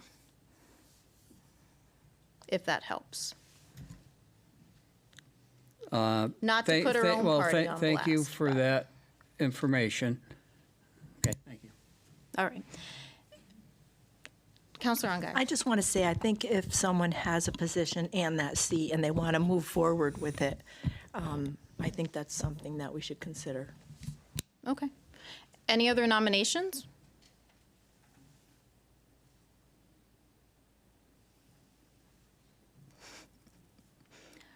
Could I get a motion to close nominations then? Motion to close nominations. Motion made Second. and seconded. So there's no other nominations. So the nominee and the applicant is Jen Bukowski. Can I get a roll call? We just need to vote to close. Oh, I'm sorry. That's my bad. Yep. Can I get a motion to close nominations? I'm sorry, motion made and second. All in favor of closing nominations? 11 in favor, none against. Can I get a roll call on this? Counselor Zanoni, Against. Counselor Allegro, 4. Mayor Sakala, 4. Counselor Crisati, Respectfully against. Counselor Hall, Against. Counselor Mangini, Against. Counselor Matthews, 4. Counselor Pisner, Against. Deputy Mayor Santinella, 4. Counselor Thomas, For Jennifer Bukowski. and Counselor Ungary. Against. That's 5 in favor, 6 against. Thank you. Moving on to item C, resolution to amend the Town of Enfield Tax Increment Financing Midtown Master Plan. Be it resolved that the Enfield Town Council hereby modifies the Town of Enfield Tax Increment Financing Midtown Enfield Master Plan, Section 4, under capital costs to add a 9 bullet reading, quote, any proceeds from the sale of property or properties referenced in the first and/or second bullet points herein shall be returned to the TIF fund for reuse, end quote. Date prepared 3/23/2026 by the Economic and Community Development. So moved. Second. Motion made and seconded. Any discussion? Sensing none, roll call, please. Counselor Zanoni, 4. Counselor Allegro, 4. Mayor Sakala, 4. Counselor Crisati, 4. Counselor Hall, 4. Counselor Mangini, 4. Counselor Matthews, 4. Counselor Pisner, 4. Deputy Mayor Santinella, 4. Counselor Thomas, For. Counselor Ungary. 4. 11 in favor, none against. Item 13D on the agenda, resolution to designate an independent auditor to audit the books and accounts of the Town of Enfield. Be it resolved that the Enfield Town Council hereby designates the audit firm CBIZ CPAs PC, geez Louise, to audit the books and accounts for the town for the fiscal year ended June 30th, 2026, in accordance with the above recommendation. Date prepared for 10/2026 by John A. Wilcox. So moved. Second. Motion made and seconded. Matt, anything from you? Just, this is the, for the third year of the contract, we'll be going out to RFP in the near future for the next year. Sounds good. They better be prepared for questions by Mr. Young. We got to tell him we're appointing them again. All right. Any discussion? All right, roll call, please. Counselor Zanoni, 4. Counselor Allegro, 4. Mayor Sakala, 4. Counselor Crisati, 4. Counselor Hall, 4. Counselor Mangini, 4. Counselor Matthews, 4. Counselor Pisner, 4. Deputy Mayor Santinella, 4. Counselor Thomas, For. Counselor Ungary. 4. 11 in favor, none against. Item 13E on the agenda, resolution referring the disposition of Lot 29 Main Street to the Planning and Zoning Commission. Now, therefore, be it resolved that the proposed disposition of Lot 29 Main Street is referred to the Planning and Zoning Commissions in conformance and requirements of Central Connecticut General Statutes 8-24, date prepared 4/16/2026 by the Enfield Town Manager's Office. So moved. Second. Motion made and seconded. Any discussion? Anything Just from you, Matt? real quick, as part of the train station project, DOT was looking to acquire this property. They'll be placing a parking facility there, basically a parking lot, I should say. And as part of the sale of any property over a certain amount, we do have to follow the procedures.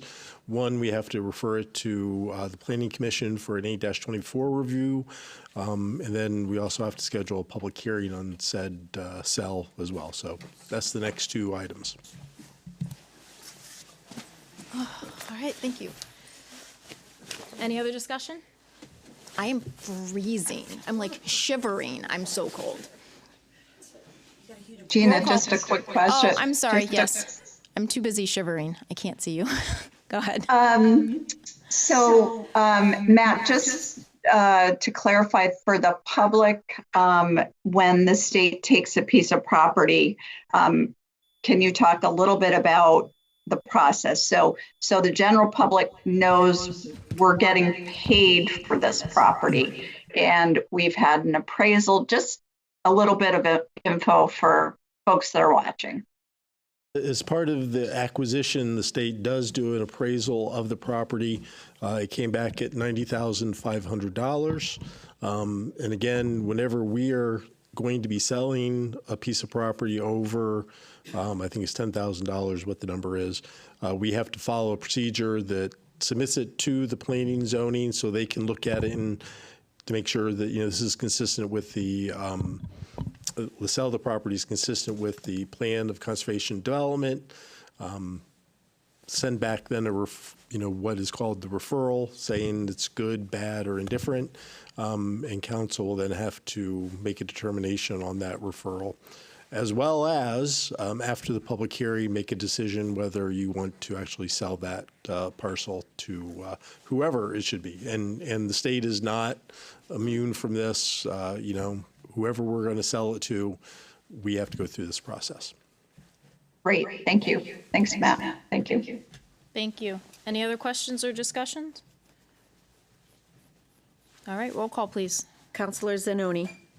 4. Counselor Allegro. 4. Mayor Sakala. 4. Counselor Crisati. 4. Counselor Hall. 4. Counselor Mangini. Counselor Matthews. 4. Counselor Pisner.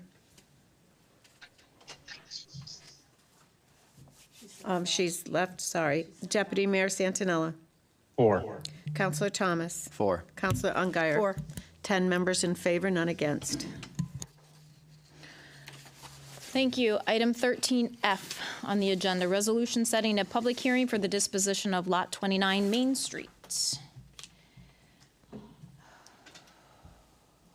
Whereas the town of Enfield is the owner of real property known as Lot 29 Main Street, Enfield, Connecticut, and whereas the state of Connecticut Department of Transportation has determined that the acquisition of this property is necessary to complete the Enfield Railroad Station project, and whereas the state of Connecticut Department of Transportation has offered to acquire the property in the amount of $90,500, and whereas pursuant to Connecticut General Statutes Section 7-163E, a public hearing is required prior to the approval of the sale or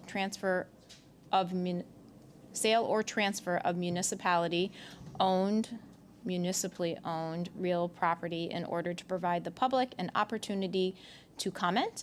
Now, therefore, be it resolved that the Enfield Town Council does hereby schedule a public hearing to be held on May 4th, 2026 at 6:55 in the Enfield Town Council Chambers, 820 Enfield Street, Enfield, Connecticut, in order to allow public comment on the proposed disposition of Lot 29 Main Street by the State of Connecticut Department of Transportation. Date prepared 4/17/2026 by the Town Manager's Office. So moved. Second. Motion made and second. So this is just the public hearing regarding the resolution that we did prior. I do believe, though, I need a friendly amendment to move May 4th to May 18th, please. So if I can get a motion. Yeah, I'd like to make the motion to change the date to May 18th. Second. So there was a motion to make an amendment to make May 4th, 2026, May 18, 2026. That was seconded. Any discussion? All in favor of the amendment? 10 in favor, none against. Any discussion on the motion as amended? Sensing none, roll call, please. Counselor Zanoni. 4. Counselor Allegro. 4. Mayor Sakala. 4. Counselor Crisati. 4. Counselor Hall. 4. Counselor Mangini. 4. Counselor Matthews. 4. Deputy Mayor Santinella. 4. Counselor Thomas. 4. And Counselor Ungary. 4. 10 in favor, none against. Item 13G on the agenda, resolution to transfer funds for the purchase of American flags and poles in the amount of $14,250. Be it resolved that in accordance with Chapter 6, Section 8F of the Town Charter, the following transfer is hereby made from general fund revenue, appropriated fund balance in the amount of $14,250 to highway maintenance, other supplies and materials in the amount of $14,250. Date prepared 4/9/2026 by Donald Nunes, Director of Public Works. So moved. Second. Second. Motion made and seconded. Any discussion on this? So these are poles that are going to be largely up and down Route 5, but really town-wide, right? Correct. Okay. The poles in and of themselves are 7,200, and the flags is a little over 7,000. All right. Sensing no other discussion, roll call, please. Counselor Zanoni. 4. Counselor Allegro. 4. Mayor Sakala. 4. Counselor Crissati. 4. Counselor Hall. 4. Counselor Mangini. 4. Counselor Matthews. 4. Deputy Mayor Santinella. 4. Counselor Thomas. 4. And Counselor Ungary. 10 in favor, none against. All right, item 13H, resolution to transfer funds for lift training for buildings and grounds, DPW garage exhaust fan replacement, town-wide playground repairs, annex sprinkler head replacements, Alcorn gym floor replacements, Stowe school server replacement AC, and disposal costs for the annex track surface in the amount of $145,500. Be it resolved So that moved. Sorry. be it resolved that in Go ahead. accordance with Chapter 6, Section 8F of the Town Charter, the following transfer is hereby made from Capital Non-Reoccurring Fund, School Facilities, Town, do I have to read each one of them? No, I don't, right? Do I have to read each one of them? Each account? Oh, okay. From Capital Non-Reoccurring Fund, School Facilities Buildings in the amount of $62,375.36 to from Town Management Studies, other professional services in the amount of $32,691.99. Alden Avenue Gym Buildings in the amount of $2,000. Annex B&G Remodel Construction Services in the amount of $21,240. Town Hall Maintenance and building repairs in the amount of $22,192.65 to Capital Non-Reoccurring Fund, Municipality Services, Other Equipment in the amount of $40,000 to Playgrounds Equipment and Maintenance, $37,500, Annex Refurbish, $30,000, Municipal Facilities, Building Repairs Maintenance in the Alcorn Gym Floor in the amount of $10,000, Stowe Air Conditioning, $10,000, and the Annex Rehab, Field Rehab, Other Repairs, the Annex Track, $13,000. From General Fund Revenue, Appropriated Fund Balance, $5,000 to General Fund Buildings and Ground, Professional Development in the amount of $5,000. Date prepared 4/9/2026 by Donald Nunes, Director of Public Works. So moved. So moved. Motion made and seconded. So, if you look through this, there is a lot, and I think this is one of the things that Deputy Mayor Santinella was talking about coming out of the Department of Public Works Subcommittee. And Donald, I know you're here. I don't know, Matt, if you have anything to say, but these are allocations that we have to do, quite frankly, because we've neglected our buildings. We haven't maintained them. And for years upon years, we haven't been doing what we need to do. And now it shows. We have now $145,000 that we have to put in to things that should have been replaced a long time ago. They should have been maintained. They should not have been neglected as long as they were. And now we're paying the price. probably more than it would have been had they done it when it needed to be replaced. We have sprinkler heads that we have to do at the annex, the entire building, mind you, not even just the part that people are in, but the entire building, because that's the law.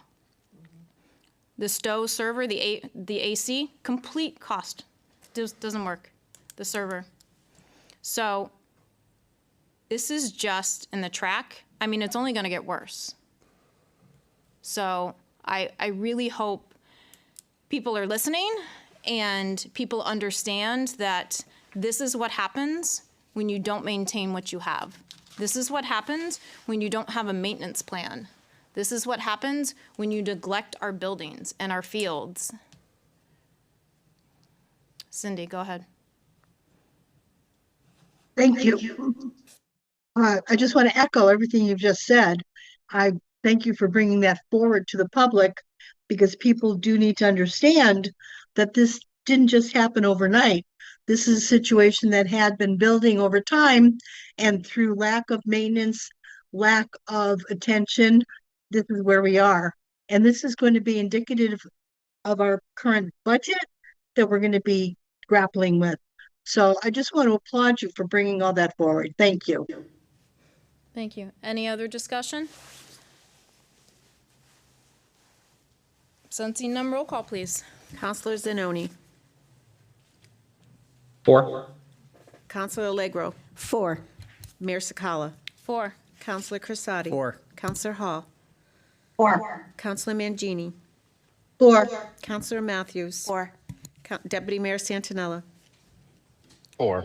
Counselor Thomas. 4. And Counselor Ungary. 4. 10 in favor, none against. Thank you. Item 13I, resolution to transfer funds for National League of Cities Conference in the amount of $17,354. Be it resolved that in accordance with Chapter 6, Section 8F of the Town Charter, the following transfer is hereby made. And just so you know, there is no transfer. That's just all the resolution says. So date prepared 4/10/2026 by John Wilcox. So moved. Second. So, as an aside, does there need to be something there?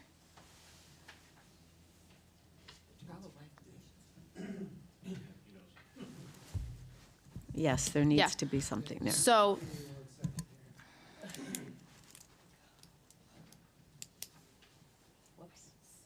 So we would have to amend it. So I'm going to have to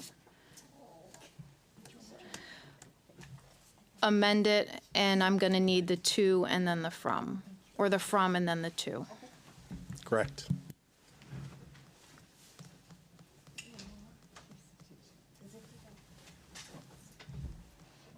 Madam Mayor, Yes, go ahead, John. I mean, do we want to table this and do this at the next meeting? Does this have to be done tonight? Is this time sensitive? I don't know. I can defer to Matt. It can wait till the next meeting. Okay. So do I need a motion? I'd like to table make it? a motion to table this. Motion made. Is there a second? Second. So they can fix the resolution? Okay, motion made and seconded. Do we need to vote on it then? All in favor of tabling item 13I? 10 in favor, none against. Thank you. All right. Item 13J, resolution to transfer funds for the restroom improvements at the Pearl Street Library in the amount of $27,000. Be it resolved that in accordance with Chapter 6, Section 8F of the Town Charter, the following transfer is hereby made.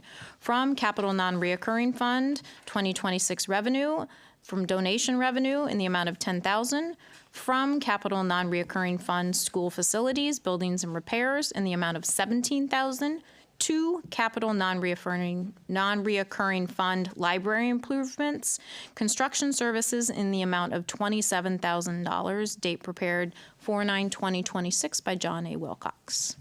So moved. Second. Motion made and seconded. So this is for the Pearl Street Library repairs for the bathrooms. They did get a grant, I apologize, the Carnegie grant for $10,000, and our portion would be 17. So Matt, it looks like you have stuff for us. Just wanted to show really quick, because it's off.